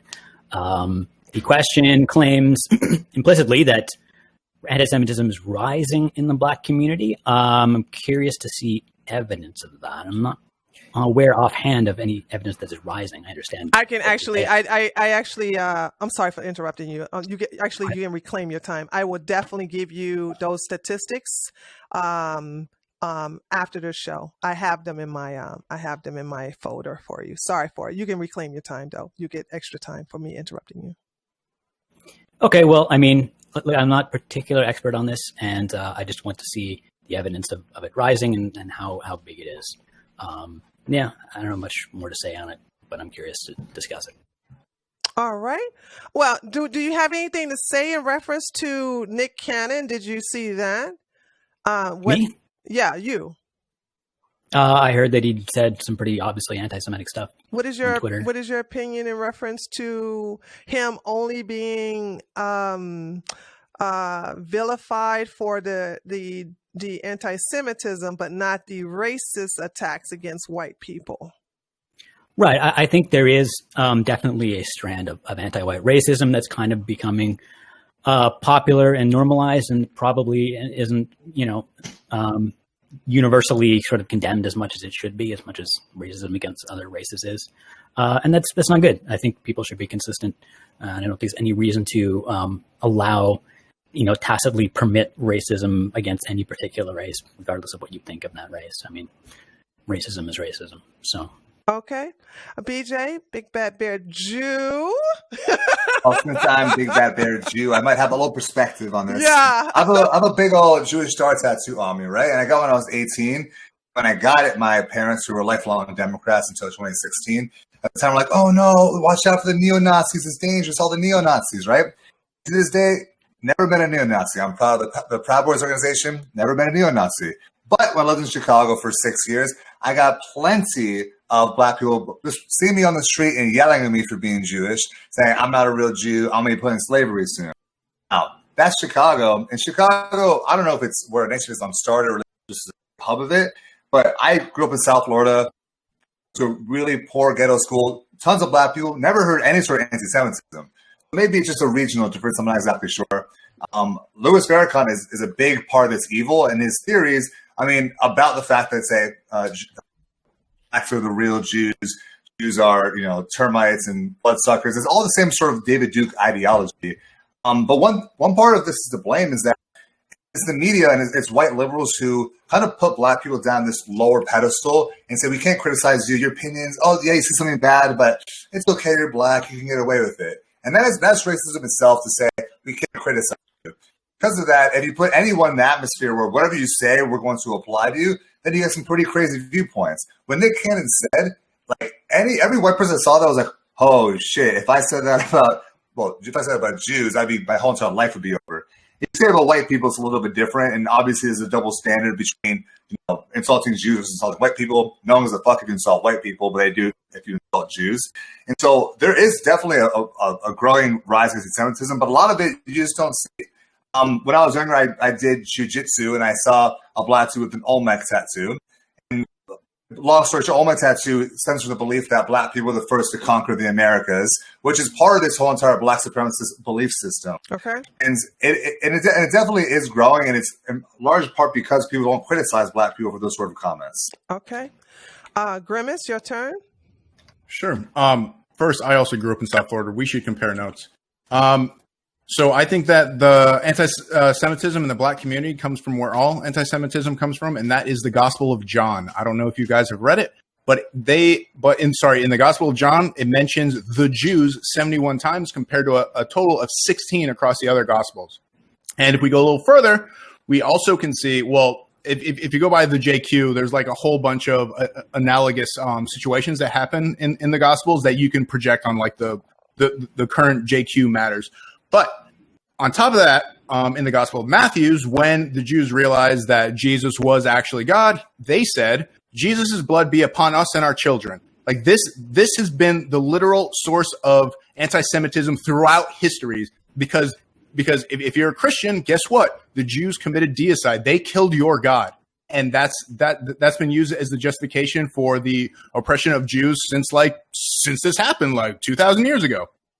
On top of that, as far as you go with the black community itself, if you go back in history and you're actually looking for a way to reobtain your culture and your history because it was taken away from you during the Atlantic slave trade when they were brought here and their culture was stripped from them, their language was stripped from them, and their whole sense of being and their history was stripped from them, and they have nothing to go off of. And they look at historical documents. They can look at hieroglyphics in Egypt and see the people being depicted as being pretty dark. You can reach for that, especially if you're of the Christian religion in general. So yeah, it's not surprising. And like I said, you just got to go back to the Gospel of John to reach that conclusion. Okay. And Dario, your turn. Yeah, I don't know how much I have to add, honestly. I mean, I don't think you'll find much disagreement. Anti-Semitism is cringe and should be condemned from all sides. I mean, I don't know. It exists on the left for sure. I would say it's mostly from tankies, like people who worship Stalin and China, whatever, like people who are authoritarian. And those people are like pretty close to fascists anyways. So, I mean, I don't know. I'm not surprised. The commie, whatever that was linked, is somebody I'm familiar with. He's called Caleb McPrin. I'm unfortunately very familiar with his work. He pretends to be a leftist, but like if you look at his debates and like when he talks about China or whatever, he's openly a fascist. He supports when China does fascist things and when it gets increasingly more fascist. I guess who's to blame? I don't know. I think society overall, really, to some extent, is to be blamed, or like those communities that foster anti-Semitism definitely can do more to fight against it. I think like anti-Semitism, like many other like historical boogeymen, it sort of appears when people look for something or someone to blame for their issues. I think in recent times, sort of the absolute hatred of like Jews is like one of the most vile ones that I at least have experienced, because I guess it happens in our time right now a lot. And sort of like the usually the messaging is the same, right? They're sort of being painted as the masterminds of like the great replacement, doing things behind the scenes, controlling everything, and then people just start naming like Jewish people like it actually means something. I don't know, it's so weird. Like, I don't know, it's like conspiracy theory on the level of like flat Earth or whatever. I don't know, it's just not interesting, right? Because it's never any arguments. It's just like, oh, it's a conspiracy, and that's where it stops, right? There's no, yeah. All right. Here's our free form round, and I'm gonna start it off. Like I stated, I used to be a member of the Nation of Islam. It does preach black supremacy. And we were taught that whites were inferior. And when it comes to what has happened with Nick Cannon and him using the teachings of Minister Louis Farrakhan in reference to the Yakub experiment, I was really shocked that no emphasis was placed on the blatant racism against white people and how that was just brushed over, but it was the outrage about the anti-Semitism, but not equal outrage over white people. And then when I read stupid books like White Fragility, which is extremely racist, and how whites are so okay, and I have to say a lot of whites based upon what I have noticed on the left, are okay with blacks being very racist and them saying things like white people are born racist and that they are inherently racist. And when you allow rhetoric like that to get out of hand, this is where you come up with where black people are so comfortable and rewarded. Whoever mentioned the thing about, I think it was the Republican Nation, about Diddy saying, it's okay. Yeah, you can come over here and work with us and this and the other. And then Nick initially refusing to apologize, but then sort of kind of apologize, and then really apologize. It was amazing how there is not really a huge backlash because he still has his show on Fox, just not the show on Viacom. So my question to you all is, yes, he was punished for the anti-Semitism, but why is it acceptable for blacks particularly to be so racist and hatred towards white people? Well, Trey, is what David Duke told you. Jews control everything. They control the media. And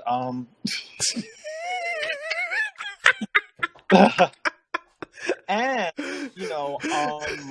leftist logic states that oppressed minorities can never ever be racist. True, sexist, I forgot about that. Yes, anti-Semitic, and all that stuff. Yes, so, blacks must have prejudice plus power to be racist. I'm thank you for reminding me, Rafiq. I'm so sorry about that. I thank you. And in my opening statement, I blame Jewish organizations like the ADL and SPLC. I mean, the ADL is afraid to offend Black Lives Matter for criticizing them and saying that Israel is causing a Palestinian apartheid or genocide. The Southern Poverty Law Center, because there was some group called White Lives Matter. Automatically hate group. Not the same for Black Lives Matter. So it's like it's a cosmic dissonance from the left. Well, it's because they stand for different things, right? I mean. Well, yes, but the thing. I mean, it's not just a name, right? If you're going to just go after white supremacists, how come you can't go after black anti-Semites? Well, no, but let's be honest, Rafiq. These are black supremacists. Guys, I don't want you to downplay what this is. This is black supremacy. Nobody disagrees. Yeah, I didn't say you disagree with it. I'm saying I think there is some.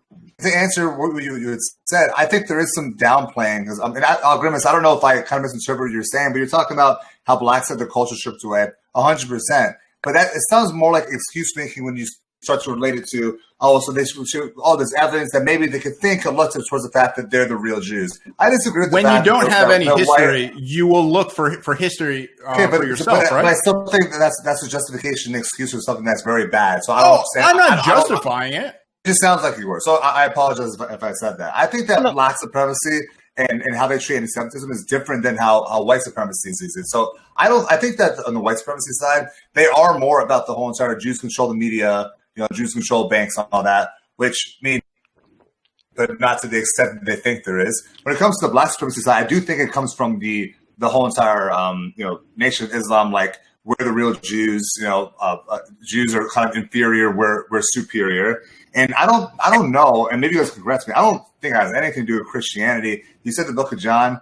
I've read the Bible a long time ago. I can't say I remember it, but I do know that the people who are most kind to Jews are evangelical Christians. Fucking love you, and we'll say maybe today. And we'll say you are God's definitely not historically. People. Okay, but we're not talking about historically. We're talking about today. And I'm talking about the history of anti-Semitism. Yeah. And so, I mean, it's based on Christianity, but also like viewing Jews as like misanthropic, or like they just don't like want to be part of society. I mean, there's been like a racial working in the shadows with Caesar. Yeah, that's all in the Bible. Well, what's the difference between that going on right now with the JQ? The JQ was like, oh, the Jews control the banks. They read the Bible. They read the Bible. They were all about the money. What did Judas do? What fucking part of the Bible says that? Wait, hold on. Cite your sources. Says what? What book? What book? The Bible? You want me to cite the Bible? What? Yeah. What book of the Bible says what you're saying? Bible verses that are. What do you think I'm saying right now? Are you Are you saying that in the Bible there are parts that are scathing towards Jews? Oh shit! Oh, you need to read the Bible, my friend. Absolutely. I'm asking you. Oh my god! What are you talking about? I want to know because it says that the Bible says that Jews are God's chosen people. Grimace. That's the Old Testament. That's the Old Testament. I'm talking about the New Testament. I'm talking about the Christian. What book of the New Testament? The Book of John the Gospel of John and the Gospel of Matthew. In the Gospel of Matthew, they said the Jews, like, they blame themselves and may his blood be upon us and our children. Is this verbatim? Verbatim. I honestly, I think that you're misinterpreting what you're reading, because I've never heard anybody. And even if you're not, even if you're 100% correct, I guarantee that there's no like white supremacists out there who are saying Christianity tells us we must hate the Jews. There is that in Islam. There is, but this is like a huge line of anti-Semitism that's arisen from 2,000 years ago. I don't talk about the Crusades as much. Anti-Semites who are Christians. Wait, did you? Jesus was a fucking Jew. Yeah, I know it is dumb. No, Archer, it's dumb. It's all Harry Potter to me, but the Gospels say what they say. I don't think they say that. I really don't think they say that. Contradicting information. I'm sorry. Other people are going to take that. You know that nobody cares about that now, even if it's there, but you won't criticize Islam. It's the foundation. The hadiths to Islam, the hadiths to Islam say explicitly that they want all Jews to perish, that at the end of the days, Jews are going to die. The Quran and the hadiths are like literal plagiarisms of the Bible. What are you talking about? No, what the fuck are you talking about? Wait, what the fuck? You guys know nothing. I don't want us to get into religious. Hold on. I don't want us to get into a religious fight. Nope. We're not going to argue about religion, because I don't think none of us on here is religious, so we're not going to argue about. But I know about this. Christian. Okay. So I went to Catholic school. Okay. Yeah, we're not going to argue about religion. We should compare notes. I would say one thing. The hadiths of the Quran are the literal teachings of Muhammad, his word. And it's not copying the Bible at all. We're not going to do that. Rafiq, I want you to, Rafiq, you're going to go ahead and say something, Rafiq, I think, because Rafiq was about to make a point. Yeah, anti-Semitism, I mean, like I said, it goes back to ancient Egypt. And, I mean, our Grimace is actually right about, blacks, like, not having identity for slavery and whatnot. And, and identified with the story of Exodus of the Israelites and bondage and slave. That was something to, kind of like gave a purpose in our life, that slave, to get out of slavery, and that continued on outside of slavery. But then in the West, you had these Christian holiness movements that just came up, and somehow it just morphed from identifying with the Israelites in Exodus and believing that we are the real Hebrew Israelites, which is from the Israelites, which has happened like in the early 20th century. It was like three generations of it that just morphed into this black Hebrew ideology, which is like insane. So there's some truth to that. it's still black supremacy. It's just the reverse, because in England, there was a group in England who believed that they were the real Israelites. And then some of them like migrated to America where you're evangelists, and then somehow the holiness movements that had blacks, then they kind of morph, okay, from here goes black Israelism, UK Israelism to black Israelism. But it's still anti-Semitic, black supremacist garbage. And it persists today not because of religion. It persists today because of the fact that certain groups can be criticized more than others. If you're white, the amount you're allowed to step out of line is extremely small compared to, let's say, Asians, Hispanics, and blacks in that order. Then male and female, of course, is part of that dynamic. Again, if you can't criticize people, then, and this is why I'm a proponent of free speech, if you can't criticize a belief or a person for their beliefs, then those beliefs are going to fester. And that's why you have the black community now. Again, like, there has been an increase. These ideas have been around for a long time, but there's an increase lately. I can show you plenty of stats on that, but that's even from my own personal experience. I can see it blatantly happen in the past couple of years versus yes, it is, that. And it's allowed by the left, both white and Jewish. They allow that. I mean, it's answer Rafiq's point. Yeah, I mean, they allow what? Jews are the most. The Jews are Jews' worst enemies because Jews hate themselves for the most part. True. And here's the worst part about it is that Jewish people fucking love black people, and Jewish organizations helped us in the civil rights movement. And the fact that it's kind of turned on them, they don't even fucking see it, except for the Orthodox Jews like Brooklyn and stuff like that. They're extremely progressive, so they put in the blinders even more. Yeah, Orthodox. The Orthodox are getting punched in the face. It's kind of hard not to. It's still Dario. What I would like to ask you is why it and everything that BJ Big Bad Bear Juice said is absolutely 100% facts. My thing is that black people, the black community, are not held accountable for being black supremacist. By who? Right? By no one. By no one. What? And I'm going to show you an example. Wait. Here's an example of them being held accountable. The ADL, like the ADL, whatever. Like it characterized the new Black Panther movement. They're black nationalists, right? And they're like anti-Semitic. Yeah, it characterizes them as a hate group. Black Lives Matter. Yeah. Okay, but Black Lives Matter is the hate group. Hold on. But in this characterization, you have even Nick Cannon, who was banned from one show but still gets to be on The Masked Singer. Exactly. And if you look at like the streets of Chicago or a place like Philly, you have black Israelites standing there screaming at white people, telling them they're evil and all that. If you switched it, you have white people there. That's Charlottesville. That's like a national, worldwide media event, but it happens in street corners all the time. Remember the guy with the red hat? Hold on, because I want to show Dario how black supremacy is not condemned. You can't talk about. Hold on. You cannot talk about organizations that are classified as hate groups. Like, let's look at the Catholic guy, not the guy. What was the guy with the red? Nick Sandman, right? Sandman. No one talked about the fucking Hebrew Israelites that were talking shit about white people, saying that you're evil, you're dead, you're the devil, you're going to hell, you're part of the fucking experiment. They were fucking talking so much evil shit against those white kids, and no one talked about that. All they did was focus on Nick Salmon. And if you go back and look at the vile things that the Hebrew Israelites said to those white children, I don't understand how no one called their asses out on that shit. If you had a group of 15 white supremacists on the street corner of a major city, that'll be international news. But it happens probably every single day in our big cities. Again, Chicago, Philly, I hear parts of LA are like that. And again, is it national news story? No, because we hold black people to a lower standard than white people when it comes to this stuff, which I think is racist. And it allows those beliefs to fester, which is the problem. I don't even know what we're arguing anymore. Like, does anyone not think that there is a double standard? Last username. Go ahead. Does anybody not think that there is a double standard? Yes. Good point. Yeah, that's a good question. Standard. Who here doesn't think it's a double standard? Who here doesn't think it's a double standard? Wait. Who here doesn't think that there's a double standard of not holding black people for being black supremacists, but versus white people being white supremacists? Who think that there's no double standard? Yeah, because white supremacists pose a lot more danger than black supremacists. They have way more power. Yeah. What way?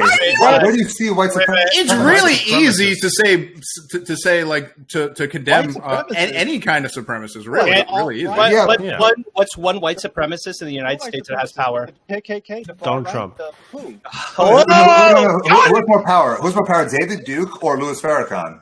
Oh, good question. Oh my Wait, no, those are two different people. There's a literal White fucking supremacist. representative. What's his name? King over in Iowa, a literal fucking white supremacist. Okay, wait. Primary. Stop. Grimace, I asked Yeah, now, but he had power. Yeah, didn't he? once it came out, No. came out. That's a very good question. Answer the question. Who has Duke more or power, Farrakhan? David Duke or Farrakhan? Who has more power? Similar viewpoints. Come on, answer it. David Duke had plenty of power during the Jim Crow era. 30 years ago, Grab and your it's balls spit and now. make you answer it. Who has How can you more answer power, it? Farrakhan I honestly, or David Duke? I know nothing. I know nothing about the goings-ons of the Nation of Islam. That's probably my own ignorance. No, I'm sure you can say he has more power. You're probably right. I'll agree with that. Okay, but like, I don't see it's any kind of a threat to me. Okay, listen, I'll grimace. Barack Obama has been pictured being cozy with Louis Farrakhan. Also, all these athletes and engineers are talking about Louis Farrakhan. You cannot do that with David Duke. Do you disagree, Louis Farrakhan? What with David Duke? Get cozy with him and take The pictures. Black Caucus. Hold on. The Say, Black oh, Caucus. you want embraced pictures? Farrakhan. You want to go about pictures about people? No. Hold on. Dude, what is your point going to be Grimace, now that Grimace. Trump's Yeah, because grandfather? I'm sure you know about all of the Black pictures Trump has Caucus taken, and you would not make the same No, assumptions. You would not- push not it back David- against it. No, Barack Obama met with Louis Farrakhan in a closed-door meeting. We know this now. And his pictures together. What does that have to do with anything? The black politicians. Because Grimace, the black politicians, including the Black Caucus, which is in the Congress, embrace the teachings and they love Louis Farrakhan. Imagine. Let's be fair now. I need you guys to be fair. Imagine if a Republican. You have evidence of this? Yes, I do. Hold on. the pictures. No. I got pictures? You should have put this in the material. You It's should have like put this in the material. if I have pictures of Trump and Jeffrey Epstein that he supports, Those are like not the same pedophilia, thing, man. is that what you're saying? I know that not the this same isn't thing at evidence, all. but this is what you're using. No, Pictures of two people being together. I'll grimace. Listen, Louis Farrakhan's whole entire shtick is that he is this radical, right? Radical minister. If you're with him and you're having a closed door meeting, that's for a reason. If you're partying with Jeffrey Epstein, that has nothing to do with it being I'm part of this child trafficking. Okay? But meeting with Louis Farrakhan is a completely different story. Just like he could easily be trying to. There's a lots of reasons that he could be meeting with Louis Farrakhan. Name one. He could be telling him to cut down the fucking rhetoric. You're destroying Black America right now. Okay, I'm going to easily, right? He could. There's a million fucking things he could say. So you're saying that Barack Obama met with him? So when Trump meets with Jeffrey Epstein and tells people that. Comes Epstein, to a vote. He's a pretty good. He's a pretty good guy. He might like his girls on the younger side. Guys, but, can we come to a vote that's talking about Jeffrey Epstein right now? It's so fucking crazy. Can we ban talking about? You're the one going on about pictures right now, and the fact that you don't know that what Obama and Louis Farrakhan said to each other. You're trying to say that he was sympathetic to Louis Farrakhan's points, which is absolutely fucking ridiculous. It's something Barack you can't Obama comes substantiate. in and has a closed door meeting with him. Of course. What does a closed door meeting have to do with anything? Because what? Why does he invite him to have a meeting with him unless he wants to talk to him about unless he respects him in some capacity? In the article, there's 1,000 reasons as why in the article, he could. I'm just reading the article that Treehouse. It says Obama has repeatedly denounced Farrakhan when asked about it. Now I'm the Black Caucus. He got caught. I'm not defending Obama. I'm talking about the ties of the Black Caucuses with Louis Farrakhan. That is I'm gonna say Obama said he didn't meet with Farrakhan to do any of this, and this came out after his presidency. He did. There was a picture with him. Okay, and he says I denounced and all that, and then it shows him smiling together after he came out. Do you have evidence they met together or not? They didn't just have a picture together? This him with a bunch of other people back and ready to have a meeting. See, that's what concept ready of the to have a was. meeting. That's what the concept. This is why you can't use pictures as evidence, guys. Kim Kardashian. Because then you end up sounding as dumb as Big Bad Bear Jew right now. Wait, guys. You are drinking the fucking Kool-Aid. Wait, guys. This goes deeper. This goes deep. Wait. Wait, this goes way deeper. Okay. You know who else had a picture taken with Louis Farrakhan? Kanye West and Kim Kardashian, dude. Holy fuck. Holy fuck, dude. Holy fuck, dude. I'm voting Kanye. Kanye is running for president? Holy fuck. This one now, it's Barack Obama meeting with the Black Congressional Congress. Yes. Can I repeat what I just said? Obama has repeatedly denounced Farrakhan when asked about him. It's in public, and then this was put out afterwards in private. Yes, and you know who else had a meeting with Louis Farrakhan? Kanye West. Kanye West and Kim Kardashian, dude. Holy fuck. Farrakhan influences Obama and Kanye West, past president and a presidential candidate. That, I would say that is a lot of power. They're A lot celebrities. of We got Also, I'm about to give you some receipts of Maxine Farrakhan. Waters being with Louis Farrakhan too. Hold on, I'm about to give you Guys, some. what they're doing is so crazy because they keep saying there's no big. If Trump ever had a picture with David Duke, if let's go into a meeting together, then that would be so fucking news. But this, you guys are like, well, who cares? It was just a picture. They're going to meet the Black National Congress. He could be telling him off. He could be telling how bad he was. Go fuck yourself. You guys are pissing me off so much because you're so fucking deluded. What are you talking about? This is one black community leader talking to another black community leader. What's so fucking crazy? Wait, would you Look at this. Wait. Look at this. Dave, would you give Trump the same charity? Would you give Trump the same charity?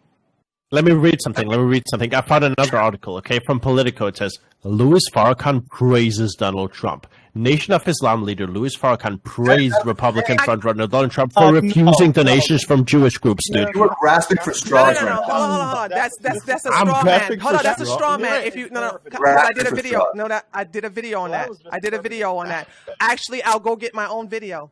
Louis Farrakhan praised Donald Trump for showing how racist and evil white people are, and he said that the white devil needed to be presented in the form of Donald Trump to show black people that we are on the land that doesn't belong to us and we need to escape. And because the white man is the devil, and therefore the vengeance that's coming from Dr. Yakub came in the form of Donald Trump. I did a video on that. It's that he did praise it, but he praised it to prove that white people are evil. No, wait. This is a quote. This is a quote that Louis Farrakhan himself has said during a sermon. He has said, Donald Trump is the only member who has stood in front of the Jewish community and said, I don't want your money. Talking about right now. So who cares what he says about That's Trump? fucking anti-Semitic. What the fuck? What is your point, man? Trump and Farrakhan are in cahoots. Is that what you're saying? Yeah. Holy shit! And that's based on a quote of him just saying something about Trump. That's enough. What are you talking about? And you know who else is in cahoots with Louis Farrakhan? Grimace, Kanye West and Kim Kardashian. Hold on. I want to show everybody something. This is why black people are out of control. We are actually showing you guys why black people are feeling emboldened to talk to white people like they're subhuman. We are actually showing people why black people feel unafraid to do what they do to white people because of the shit you guys doing right now. You're not holding them accountable. Thank you for showing everybody who's to blame. No, Tree. No, Tree. Every single one. No. Dario and Al-Grimace is called Louis Farrakhan a black community leader, is what Al-Grimace is called Louis Farrakhan. He has a very large. Wait, Tree. Wait, Tree. Can I please defend myself? Okay, Tree. I have repeatedly denounced black nationalism and black separatism and all kinds of fucking shit that fucking black Israelites or whatever engage with. Okay, anti-Semitism in my opening statement. We have showed you ties to Louis Farrakhan. Hold on. We have showed you ties of Louis Farrakhan to black congressmen. We have showed you the black caucuses, and all you do is make excuses of, but you never. No. Hold on. When the evidence is literally hold on. If Donald Trump was to take a picture with David Duke, oh my fucking God, you will lose your shit. If Donald Trump was to do any of this shit with David Duke that Louis Farrakhan is doing with any of the congressional members of the black caucuses and including Obama, you guys would never live that shit down. And that's what I'm saying. This is the hypocrisy, and this is why black people, and Rafiq and I know this. We know this because you guys don't call black people out on their shit. That's why they feel so embarrassed emboldened to do the fucking things they do. And one last thing I want to say. Let's look at what happened here on Twitch. Let's look at what happened here on Twitch, okay? Not going to mention any names, but why was a black Twitch streamer felt so comfortable calling a white Twitch streamer somebody with Yakubian energy? Yeah. Why the fuck was that acceptable? And it's like nobody called his ass out during that time. I saw that shit and I was horrified. They were completely ignorant. They had no idea what Yakubian was. Okay, if I can say one thing about Algrimus and Dario, is that you guys can say all you want that you condemn black nationalism and supremacy and all that, but and that takes no courage at all, but as soon as a little bit of politics come in, like, oh, the Democrats are involved to that never happened. You were trying to paint a picture. Sorry, you were trying to paint a picture that Obama was sympathetic to the Nation of Islam, which is you have no evidence for. You realize that, right? I just gave you the evidence of him meeting with him, which other bunch of people in the Black Congressional Caucus. That is so he met with the Black Congressional Caucus. Is that what you're saying? And Louis Farrakhan all together. I just took a picture. Yes, I just fucking took a picture. What does that mean? They're all meeting together to discuss what Louis Farrakhan, a horrible racist, that means something about Barack Obama. Okay. Louis Farrakhan is an evil person, Grimace. Don't you? I agree. Okay. But that doesn't matter. He has a whole bunch of black people like underneath him, right? Like he could have literally brought all those people into a room and fucking lectured them, right? Grimace, do you think his opinion is valuable? Whose opinion? Louis Farrakhan. His opinion not valuable. His power definitely something. Then why are you like defending him in this? If it's not, does anybody here think I'm defending Louis Farrakhan? Yes, because you're saying it's okay to meet with him. It's okay to have closed door meetings because he has black people under him. Is that really what you guys are saying? You guys think that I'm defending Louis Farrakhan? Wait, let me. I've been quiet this whole time. We're gonna let Republican Nation, and then we're gonna let. I've been quiet the whole time, and I've been observing Grimace. Okay, he's never said that he supports him in any which way. What he was simply stating that a picture doesn't really mean anything. Like you can randomly take a picture, but we have the context behind the picture. We have. I'm defending what he said. I'm just simply. Let me rephrase. Archer, your turn. Archer, let him speak. I'm just simply stating from an observation because I don't know too much about this. I've just been hearing.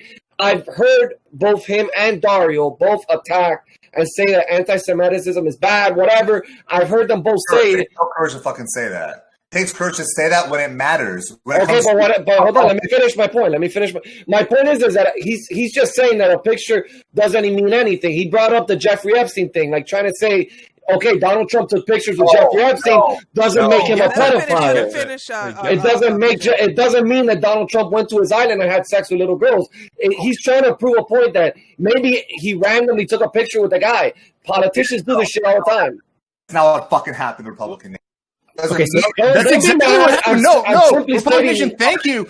You actually restored a lot of faith that I have towards the Republican Party and their followers, and I can't believe that you're there actually was somebody who got my point. Like, no, I really appreciate it. I was observing. Okay, let me. Okay, go ahead, Archer. Go ahead, Archer, and then we're gonna go back to BJ. Go ahead. I should not use the word justify. Defend. But when, if Donald Trump took a fucking photo with David Duke, and I was being, if I was being charitable, overly charitable, do you think that that's acceptable? Dude, there's literally Jeffrey Epstein to use in this. No, please answer the question, Grimace. Answer the question. Sorry, what are you saying right now? What was the question? Ask again, Archer. If Donald Trump took a photo of David Duke, and I gave Donald Trump more charity than I should be affording. It would be the same thing, the same position I have with Donald Trump. Like a picture means fucking nothing. It's the same thing with Hillary Clinton with David Duke or Bird or whatever the fuck his name was. It's just a fucking picture.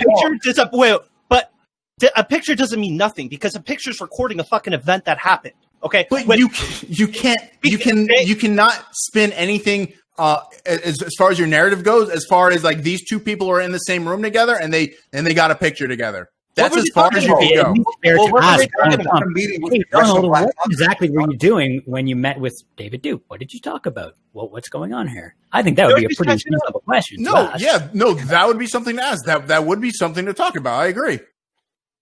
Okay, so I mean, the question that came up, the original question here was: is there a double standard for racism committed by non-whites and whites, basically? And I just like to know. Let's go back to that question. Do you guys go ahead? We'll let last username, and then Rafiq. Go ahead.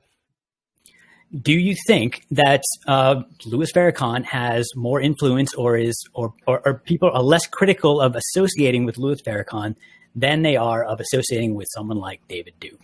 It does seem like that to me. I don't know. What do you guys think? I don't know anybody who associates with David Duke these days, but exactly. I'm pretty sure that all of us are pretty much against anybody who associates themselves with but that's not what I asked. I asked, do you think No. Let him clarify his question. Go ahead. I didn't ask, what do you, like, would you associate? I just asked, do you think that there's a distinct difference in the social norms, a double standard in the social norms around associating with these two people? No, not at all. What are you talking about? Like Louis Farrakhan is a clear racist, right? Hey, so if Donald Trump had a meeting with David Duke, that would be completely fine because maybe he could have yelled at him.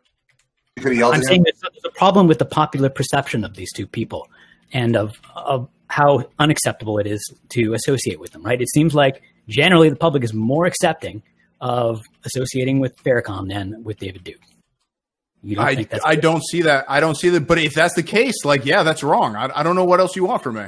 You're an example of this, okay? You literally just said he could have been in the meeting yelling at him. Maybe he was condemning him at the meeting. I didn't say he was yelling at him. Maybe he was maybe he was having a meeting for fucking not being pieces of shit like this, and we actually have to get all these communities together and stand for something together, right? It's not that hard.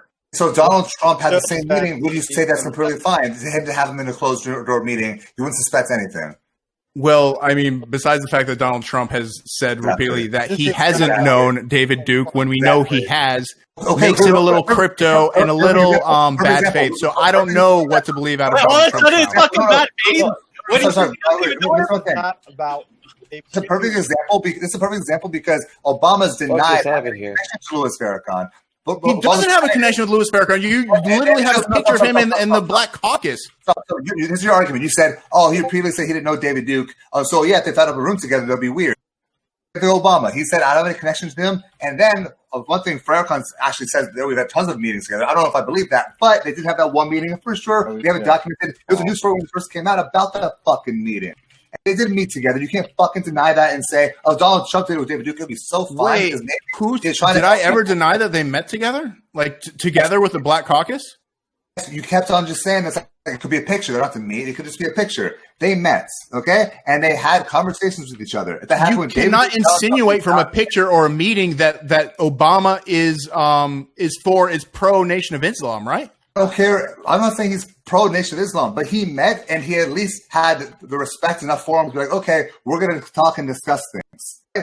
Donald Trump would not have the same thing with David Duke because David Duke is a fucking racist and it's a Semite. So is Louis Farrakhan. There's a double standard how you treat them. Because wait a minute. So if I have evidence that Donald Trump and Jeffrey Epstein associate with each other, you would say that he's then pro pedophilia?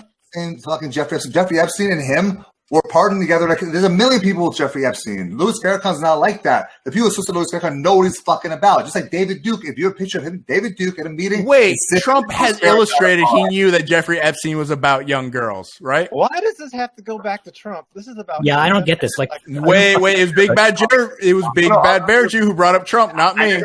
I brought up Trump and David Duke. You bring up Jeffrey Epstein, you fucking moron. I'm saying you don't have to do the hypothetical. There's an actual example. Oh, I do. No, I do not. No, Jeffrey Epstein is not the same thing as Louis Farrakhan. Jeffrey Epstein is someone everyone hung out with because he was a top New York socialite, and everyone was, oh shit, yeah, we must have known. So something. if Louis Farrakhan was somebody who associated with all black people in politics, it would be okay. It would be fine. It would be analogous. Louis Farrakhan has been a avowed racist, the top of the Nation of Islam for a long time now. It's a completely different fucking story than saying Jeffrey Epstein, who, again, everyone hung out with him. Bill Clinton, Donald Trump. I'm not saying that anything to do with Commonwealth. different when you start saying Nation of Islam leader is meeting with Barack Obama, just like white supremacist David Duke is meeting with him. That's the whole fucking thing. Stop comparing to Jeffrey Epstein. God damn, it's so fucking cheap and pathetic. No, I'm testing your fucking argument right now, and you're not engaging with it at all. You know that, right? Like, don't compare the two when literally there's the same amount of evidence for both of these two things, but you're unwilling to say that Trump is pro-pedophilia, but you're willing to say that Obama is pro-Nation of Islam. I never said he's pro-Nation of Islam. Oh, cool. Well, fuck. I don't know why you brought it up. Then. What's the point of bringing that up? Shut the fuck up and listen for 1 second because you're so emotional, child. Guys, hold on. Let's calm down. Because why are you bringing up Obama? What's the point? Let's not get so heated here. And oh my God, Republican Nation having internet problems. Hold on. Listen, you guys. Okay, hold on. Let's calm down for a second. While I help Republican Nation. Guys, listen. He asked me a question before, but he said, "Why are you bringing Obama?" I'll say for the 10th time because we're showing the double standard of meeting with Louis Farrakhan versus David Duke. You have not yet addressed that. You keep bringing up Jeffrey Epstein. I don't know why. Maybe you just watched the documentary, but those two things aren't comparable. David Duke is a great comparison to it. There's a double standard between the two. That's the whole entire point of this conversation. Is there a double standard between meeting with, anti-white people than anti-Jewish people, right? Well, we can show the example right here. Well, if you're black and you're anti-Jewish, and meeting with some anti-Jewish, that's completely fine. And that's the double standard. I don't understand. I don't understand this argument. I honestly don't see what you're trying to say. The double standard, like it's really easy to condemn Louis Farrakhan, and like Obama's done it multiple times, but you still bring it up as him like supporting the Nation of Islam. Barack Obama met with him, had meetings with him. That's a double standard. That can't happen the other way around. A meeting with the Black Caucus, right? And Louis Farrakhan. Yeah. What are you talking about? Yes, all of them had a meeting. That's a big deal. The Black National Louis Farrakhan. Wait, is it a big deal when we have Trump having one-on-one meetings with Jeffrey Epstein? Okay, stop. Premise, let's not go to whataboutisms. Can we just stick on the black community? And because I don't want to. I don't want to. Listen, he's failing every time. Listen. As me and Rafiq, we know how this is detrimental to the black community because we are in the black community. Okay, we see it on a daily basis. I want, and we're not going to spend that much time, okay, on this longer. But my problem is that Rafiq brought up a good point. Is that when are people going to hold black folks accountable? That is my question. As you can see in this debate, it's never going to happen. Going to happen. Probably when they're not the most oppressed group in the United States. Then you condemn Obama. Dude, come on, we can condemn it. That's fine, but it's not going to be a big deal until black people have actual power. Okay, you haven't condemned it yet, but okay. Now Louis Farrakhan. I have condemned Louis Farrakhan at least 10 times so far. So, Jason illustrated that to you earlier. So you're saying black people can be racist as fuck. I'm not saying they can be. No. I'm saying you're just saying that because we as black people is oppressed, which I reject that. But then you're saying because we as black people are oppressed, that's the reason why white people won't hold us responsible for the shit that we say and do in reference to Jews and white people. Yeah, to a certain extent, like it's not that big of a deal at the moment because it doesn't have any like real world effects. Maybe not. What? Why you say that? That's a strange thing to say that doesn't have any world effects. Sorry, no systemic effects, I should say. Please elaborate. Hold on. Sorry, elaborate on is that a that. controversial thing to say? White people have more power than black people in the U.S. Is that? Well, do you think like the Klan has more systemic power than the Nation of Islam? It's really easy to condemn the Nation of Islam, but it literally means nothing. Sorry. Go ahead. Wait, Grimace, sorry. Can you elaborate on upon your previous point? But yet, we have successful black folks. Wait, 1 second. Rafiq is talking. Your mic is really low. Go ahead, Rafiq. Yeah, go ahead. You go ahead, Rafiq. Okay. Go ahead. What the left is not realizing is that they're enabling anti-Semitism. See, what people like David Duke, they can just like use Louis Farrakhan or like what some of the far right people, use the Hebrew Israelites to justify their anti-Semitism. You can't like condemn anti-Semitism from one group, but then allow from another. And I don't think that's what I was doing. Did I do that? Hold on. And I need to, because you guys are not aware, the alt-right right now are like this with the Hebrew Israelites. They are allies. They are allies with the Hoteps. They are allies with the Hebrew Israelites, and they praise and love Louis Farrakhan, including David Duke. So when you don't hold black people accountable, don't worry. The not the real racists, white racists and white supremacists like these people use black white supremacists to goddamn shield their actual anti-Semitism and racism against white people. Wait, I'm not saying what you're saying is not true. I'm saying it doesn't matter that much right now. That's why you don't see a reaction from the left. It does matter when there's festering anti-Semitism and anti-whiteness among black people, because that could divide the nation. It's huge. Our nation is predicated on all of us believing that we're equal and seeing each other as one group. When you have anti-Semitism and anti-whiteness growing in parts of the country, that is a threat to all of us. And the thing is this, we can never talk about what actually hurts black people, the biggest thing being single motherhood. We can't talk about it because the left is so busy deflecting every sort of criticism away from black people. I never deflected criticism. Why are you guys listening? What are you talking about? This is like the biggest fucking can I fucking I've been listening to this fucking bullshit for 15 minutes, okay? I don't want to sit here and have people repeatedly call me out and say that I don't condemn these things when I literally stream about this and talk about this every single time this topic gets brought up, okay? Nobody here defends black nationalism or like black separatism or fucking like black anti-Semitism. Nobody here defends that. Everybody here thinks that's... No, can I finish, dude? Can I fucking finish, okay? Let Dario finish. Go ahead, let Dario finish. Dude, can I finish? Dude, nobody here defends any of those things, and everybody here understands how these groups can very easily work together with white supremacist groups, okay? Can we just get away from the name calling and saying that somebody defends something when everybody here has clearly said that they don't support that? No, my whole entire point is this. I would agree. Let me respond to that. You can say it all you want, but it takes no courage because everyone believes that. But then when you say, okay, what about the meeting with Black Professional Caucus? And you go, yes, that's okay, that's fine. No. I did not say... I rejected your narrative that you put on a picture. I didn't say it was okay for him to like simp for the Nation of Islam. I was saying he's not simping for the Nation of Islam. You understand that, right? So wait. So Big Bad Bear Jew. So instead of you speaking for me, I will now speak for myself. Okay. I don't like that they're meeting with Louis Farrakhan. I think that's a very bad idea, and they probably shouldn't do that. You should condemn that. That's bad. Okay. Let's hear when that has been said, okay, it seems like after the meeting that Obama has come out and repeatedly denounced Louis Farrakhan when asked about him. Okay. That was years before the meeting. I have no connection to him, and then meeting with him afterwards. This picture was the story was let out after he came out of office. Look it up. No. This article is literally from 2020.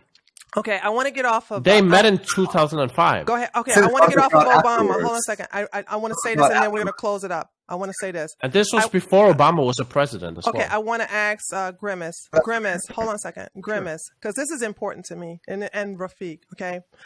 I just put a link in the chat in reference to Jews being shot and killed by members of the Black Hebrew Israelites. And this is one of the several strings, and I can give you all the citations of Jews being killed by Black supremacists. And the news does not focus on this whatsoever. If this was the other way around, where a member of the alt-right or white nationalists were killing Black people, it would gain international news coverage. When you said it's not a threat, my thing is that Jews are actually dying. White people are actually dying. So my question to you is, when do the left call this out? This is a sincere question. What would that look like? Sorry, what would the left calling this out look like? Listen, okay, Hold on, it's to me, Dario. Go ahead. This is between me and Grimace. I'll tell you what it looked like. It'll look like the same outrage if the races were reversed. That's what it would look like. Okay, I am a representative of the left. I denounce that. I think that's it's really easy to denounce that. I don't know if there are targeted I am attacks the left on Jews by black nationalists. Really easy. Was there outrage over the Jews being shot and killed in Jersey City? Was there outrage over that? I'm unfamiliar with this story. I don't know how to respond to it. Hold on, Grimace. And why aren't you? Go ahead. Last username. Go ahead. You can't ask these two panelists to why wasn't the left more outraged? They're not they don't decide how much outrage. No, we can talk about. I get the overall point Tree's trying to make, though. Really derailing the conversation. No, I'm not derailing the conversation. I'm trying to show the hypocrisy here because what you refuse you're not. What you refuse to see, and this is what I'm saying. That's why I'm having an honest conversation between Grimace. Okay, Grimace saying, well, because black people don't have that much power, there's no need to actually hold us accountable. And so okay, I'm sorry. If I missed, sorry. I'm not saying that. I'm saying as far as these matters go, the white supremacists and people like that are much more in our face as something to tackle. Okay, Duke is not a figure. And my rebuttal to that is that when we look at the death count of white people and Jews compared to black people under the white supremacists. I mean, I don't understand how we don't see that this is really a problem where white people are dying. They are dying. Jews are dying, and it's not being called out. And I said, this is something that's basically bothering me. And I wanted to have a conversation with you about this, and that's why I'm asking you these questions, Grimace. Oh, sure. Who do we call out? Black people or the Nation of Islam? I would say we call out black people. Why? But the Black Congressional Caucus and call out Obama for beating Louis Farrakhan. This is the example. Listen, stop with the pivot back. I'm talking to Tree about real things right now. Let me just finish my point. We're saying that you can act outraged, but we just gave an example and you deflected and you defended the whole entire time. Speaking of deflecting, Tree, can we get back to what we were just talking about? Hold on, BJ. The reason why I'm asking these sincere questions to Grimace is because these are the arguments I am sincere when I'm asking these questions because these are the common questions I hear a lot. So I'm trying to get a better understanding of the actual reasoning behind his statements so that I can understand how to better attack it. That's the reason why I'm asking him these questions. I'm not attacking him because what he's saying is very common that I hear, and I want to understand for my personal and professional understanding. I want to understand the reasoning behind it. Sure. I would never put the deaths of Jews at the hands of black nationalists on black people in general. We can easily call out the Nation of Islam in general as being a piece of shit racist organization that's full of a bunch of wackos who follow an even bigger wacko. But in the same way, we don't condemn white people for killing black people for white supremacists. We call out the white supremacists, right? We have the white fragility, the number one seller right now, because now we're blaming white people for the actions of systematic racism and crimes from hundreds of years ago. Dude, can you stop deflecting from everything? Yeah, I mean, addressing your That's a really good. You're not addressing my point. From everything. Actually, we're told that white people are inherently racist. Dude, no. Wait. Can we? Fuck, my head hurts. Can we just please address the people on the panel and the arguments that we're making? Right. So what Grimace was saying is that I would never, and I don't think Grimace would ever, say it is good to condemn all white people for the actions of white supremacists. In this, if you agree, I hope you agree. If you agree, then by that sense, it would make sense to say, let's not condemn all black people for the actions of black supremacists. I don't think they said all though. I think I specifically said black people, which is generalizing.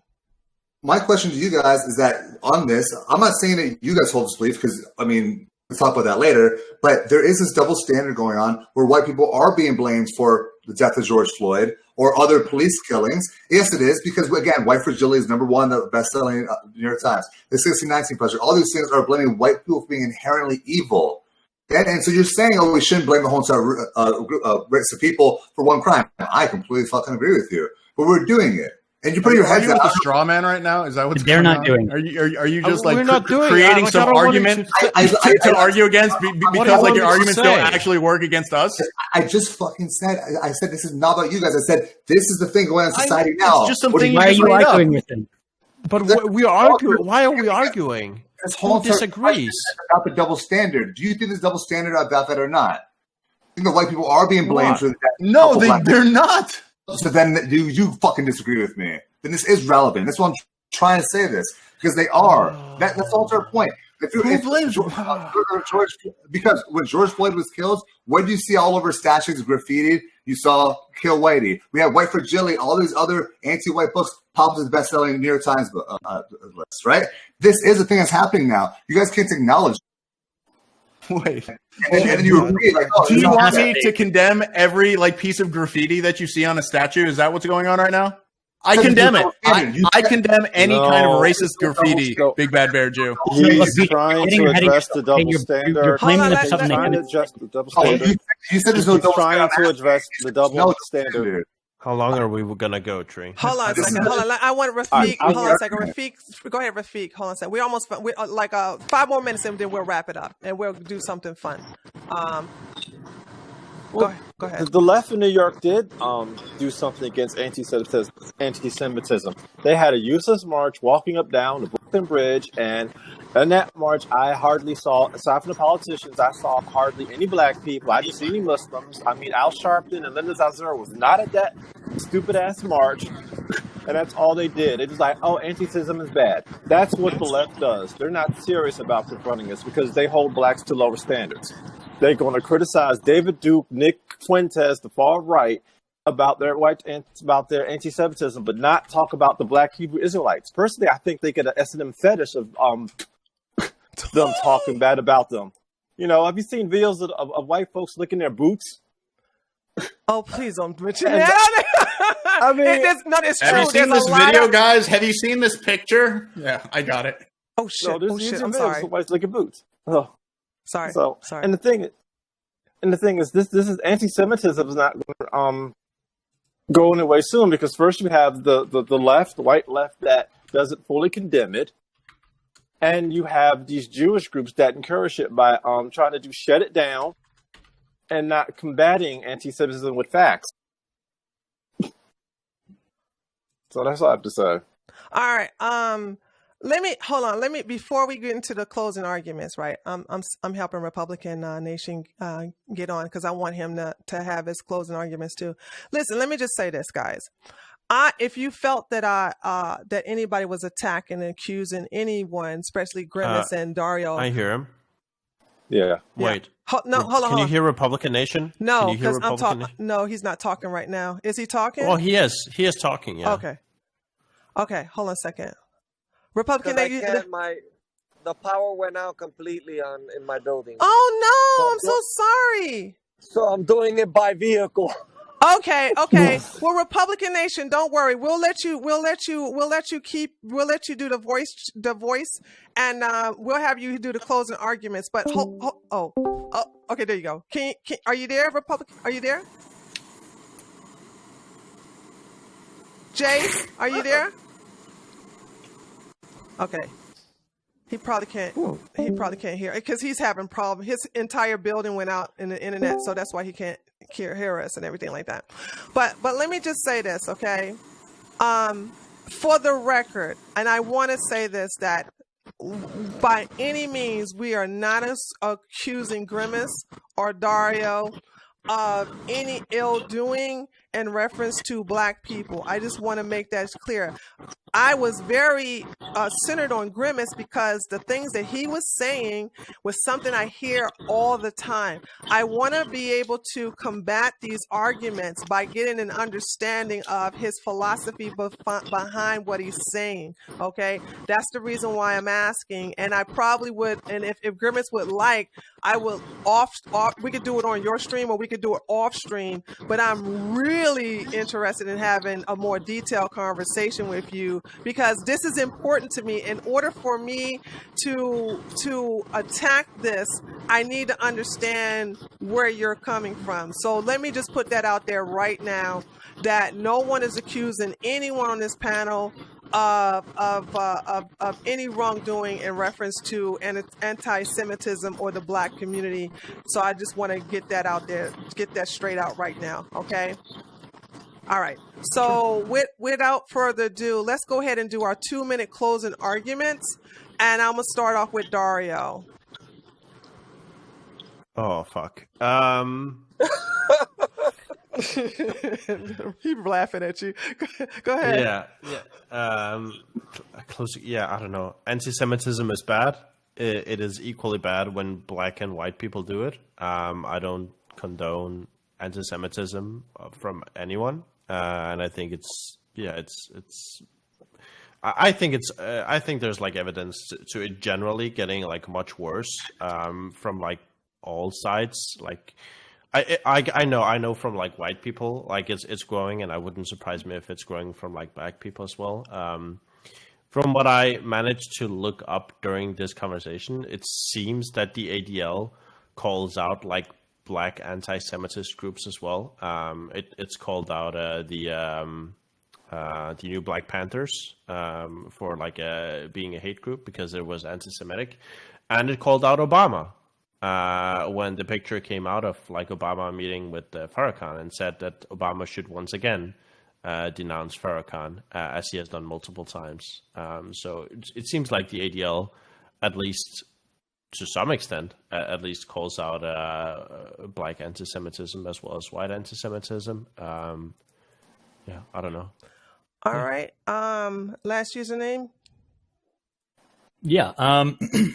I would have liked to discuss the actual topic a little more because I do think that there is a serious problem with the popular attitudes, social norms around racism. I see, there's this thing, critical race theory, that comes from academia that has this theory that racism is only possible from the sort of racial majority in the society, and that the racial majority in the society is white people, or that white people have all the power in America.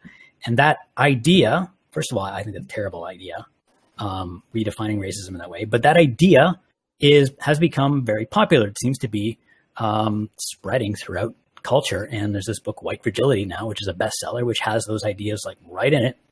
And I think that's probably a big part of the answer to the question of why is anti-Semitism being allowed, or why is it spreading in the black community, or is there a double standard? There is a double standard, and I would have liked to talk of that with a little less sort of accusations flying around. I'm no reason to think anyone here would is anti-Semitic, or maybe wouldn't even disagree with that, but we didn't really get to talk about it much because of all the screaming and accusing and stuff. So that's a shame. But yeah, that's all I'll say. All right, Rafiq, next. How can I begin? It's just kind of mind-blowing that people like view Farrakhan as, he is a black leader, but it has a lot of black following, but so did Jim Jones. Does it mean that their ideology is correct? And what a lot of people don't know, the Nation of Islam talks about, the white devil and Jews and this, but the prophet or the messenger to their founder, Prophet Muhammad, was a white man named Murad Fard. You see pictures of him, he's a white man. So, that would blow their whole black supremacy, white man devil ideology out the water. But as far as anti-Semitism, like I said, that is like back to antiquity. It's been around a long time, and I see Jews contributing to that, whether they practice Judaism or not. A lot of these Marxist culturalism, like critical theory ideas, are from communist Jews. Now, it doesn't mean that it's all the Jews, because there are definitely non-Jews that buy into this and believe in this, but a lot of it comes from them.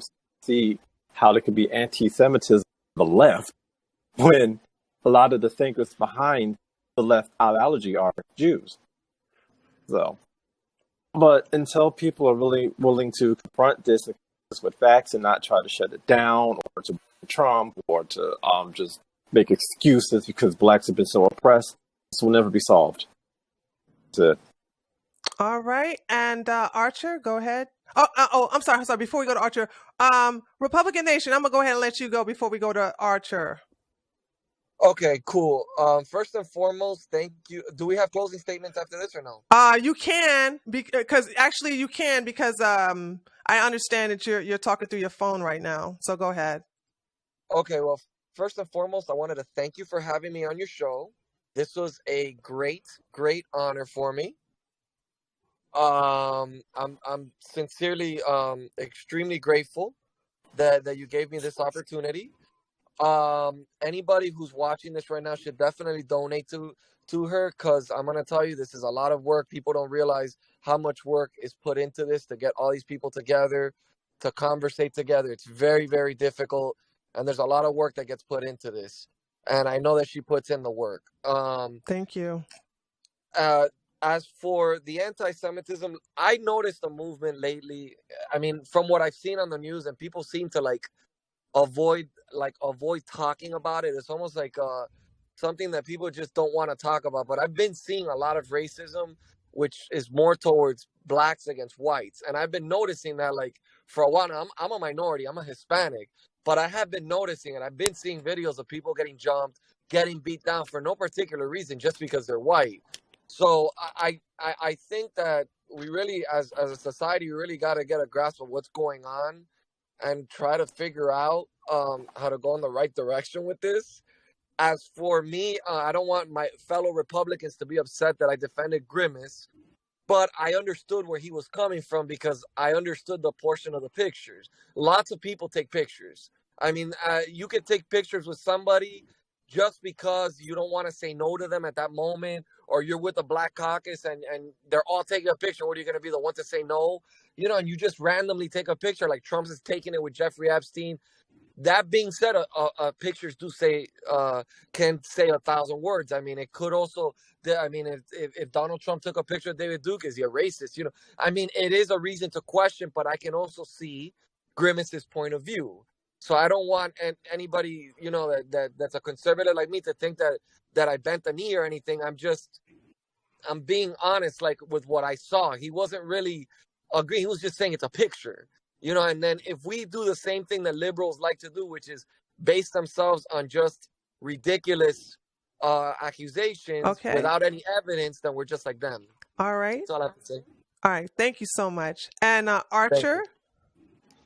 Yeah. I mean, okay, I think everyone here thinks that anti-Semitism is fucking gross. If you're racist, you actually fucking hate other people of a different race. It's fucking gross, and I would want to say that most people on here do believe in redemption as well, and that we should be at least trying to change people, or try to convince people that this shit is just it's a gross behavior, and that it shouldn't exist. But the double standard definitely fucking exists. As an Italian American, I am lumped in. My ancestry is lumped in with fucking slaveholders, and the fact that I have to explain to people that Christopher Columbus Day is a celebration of fucking Italians after one of the largest lynchings in America occurred in New Orleans in the late 1800s, and that Christopher Columbus Day is not a fucking day about genocide. It's not a day about white supremacy. It's a day to celebrate Italians after a massive tragedy happened. The fact that statues of him are being taken down in San Francisco when they were erected by the contributions of Italian Americans. it's racist. It's racist fucking behavior, and it's gross when the double standard is not applied. And yeah, that's all. All right. And BJ, Big Bad Bear Jew. That's this stupid picture conversation real quick. I am not saying that someone took a picture and so this is the evidence. Take a picture of a murder scene, no one's going to be like, oh, well, it's just a picture. No, it's showing something. It's showing a meeting. So you're mad about the meeting, not to do with a picture. So that stupid point, I just want to get out of the way. Secondly, I never accuse anybody of being anti-Semitic or being anti-Black, anything like that. All Grimace and Dario, I never accused of that. I was saying they're talking on the side of their mouth. They're saying one thing, preaching another thing, and I don't think that's very honest. I think it's cowardly. That's what I was making the accusations of. We were talking before about ADL saying, condemning Black supremacists and white supremacists. Well, the ADL really isn't shit compared to the mass media, which never condemned that. That's a huge double standard. I agree with Rafik that Jews are their worst enemies because all these Jewish organizations are all promoting the same ideology about oppressors and the oppressed. That's going to get them killed because Jews are the richest ethnic group in America. And if you keep saying their success is based on not your hard work, but your advantages in society, it's to come after you, which is antithetical to the American dream, which is if you work hard, you can succeed. And guess what we're doing to Black people right now? We're saying, you know what? The best way for you to succeed is to really follow these values, but we're going to tell you that's opposite. You're a victim. You can't succeed. You have the whole entire society against you. And that's what's hurting Black people more than anything. I mean, besides, of course, something like single motherhood, it's not bullshit claims of systematic racism and white fragility. People are afraid to criticize Black people. It's not going on a huge basis. It's not the other way around. Black people aren't afraid to criticize white people. And about the double standard, there's a double standard between Blacks and whites, also between whites and Jews. We keep talking about anti-Semitism. Back to Nick Cannon. Nick Cannon said really terrible shit about whites.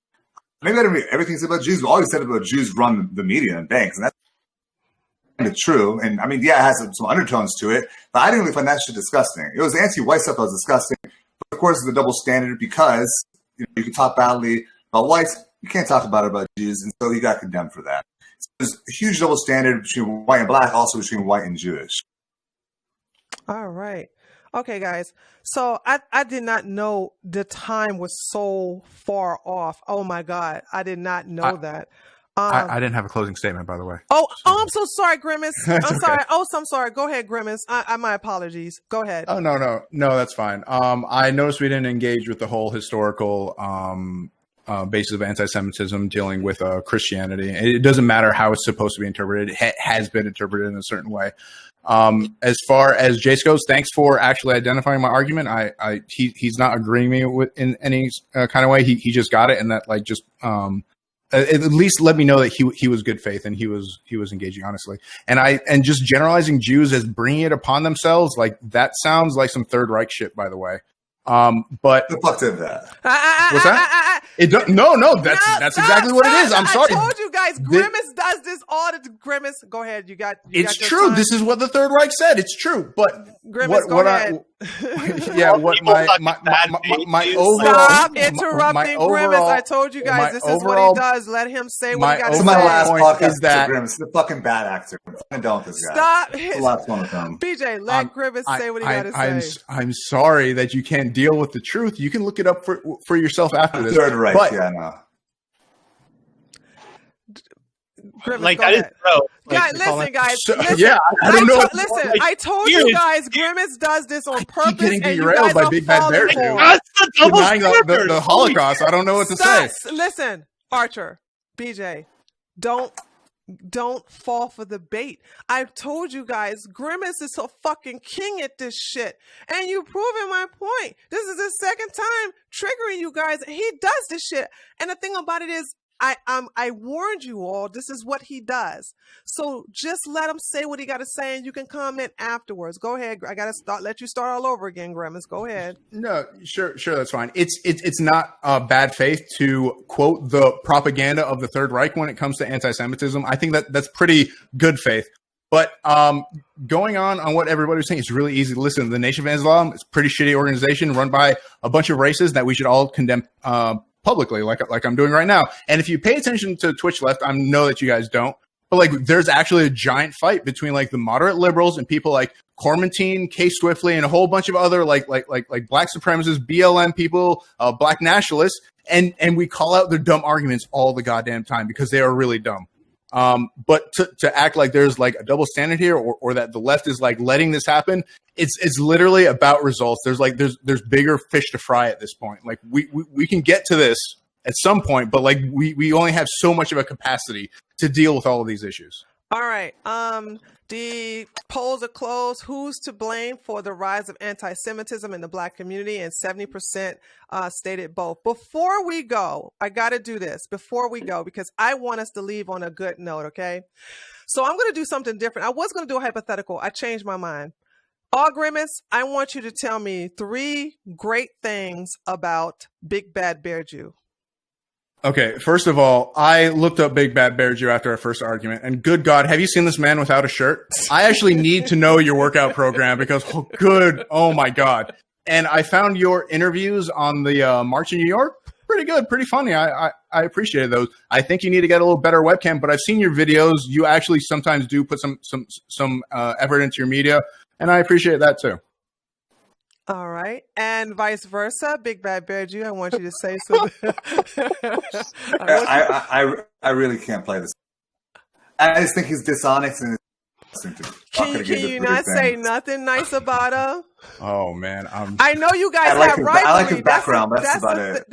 You like his background? It's not a rivalry. It's just like. But I'm bad faith. Can't have someone call you a Nazi repeatedly. I didn't say you're a Nazi. I'm saying you're using Nazi propaganda. What was the propaganda exactly? What I said? That the Jews partially bring this upon themselves. And I said that I can't blame it because Jews do own part of the media and they propagate the same sort of policies that hurt them. That's not third right propaganda. Like the way they bring it upon themselves is the propaganda. I'm saying they do it because of the ideologies they push. And how third rights do they do? Who cares if Jewish people own like part of the media? Like white people own part of the media. Like what does that matter? That's just part of it. The point is that Jewish people share the ideologies. I'm telling you right now, the Jewish people share the same ideologies that end up hurting them. I give the example of oppressed versus oppressed. Okay, that's not the third right. Actually, there's a video. Hold on, hold on, Dario. Hold on. Actually, Big Bad Bear Jew did a detailed video that actually goes into all of this in detail. I will give it to you so you can look at it. Okay. All right. So can I just make a comment? Sure. Yeah, I just wanted to say, I mean, listen, I don't think it's very useful to talk about people and groups in this way, right? Like people, like generally like normal people, everyday people, they don't view themselves as like part of a big group, right? Like I'm not part of like the white people, or I'm not part of. That's because you're white. That's because you're white. No. Jewish people do think this. Black people do think this. Wait, no. Okay, we're not. No. Okay, I take that back. Let me just say this. No, we're not going to go into this because I'm trying to have us leave on a good note, and you guys want to sit up here and continue to fucking argue. Okay. How about this? I love all you guys. You know what? You know, Republican Nation. You're so lovable. I adore you, dude. We're trying to have a nice. You guys are awesome. It was just an honor to learn. So many different views and all that stuff. I respect everybody's First Amendment. How about this? We're gonna just let you all just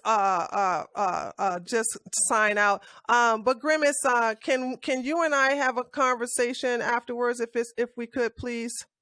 Yeah, absolutely. Thank you. I don't think white people understand tribalism. I completely agree. Okay, so let's have everybody shout out their channel and everything. Let's start off with the Republican Nation. Republican Nation, we have your links in the description and we have it in the chat. So go ahead and shout your channel out again. Okay, guys. So I do run a podcast. I mainly run a podcast. It's on all major platforms, from Spotify to Alexa, every single thing you can think of. You could just say, play the Republican Nation. It'll play an episode. I play one practically every single day. I do a podcast. I also have a Twitch channel, which is the Republican Nation.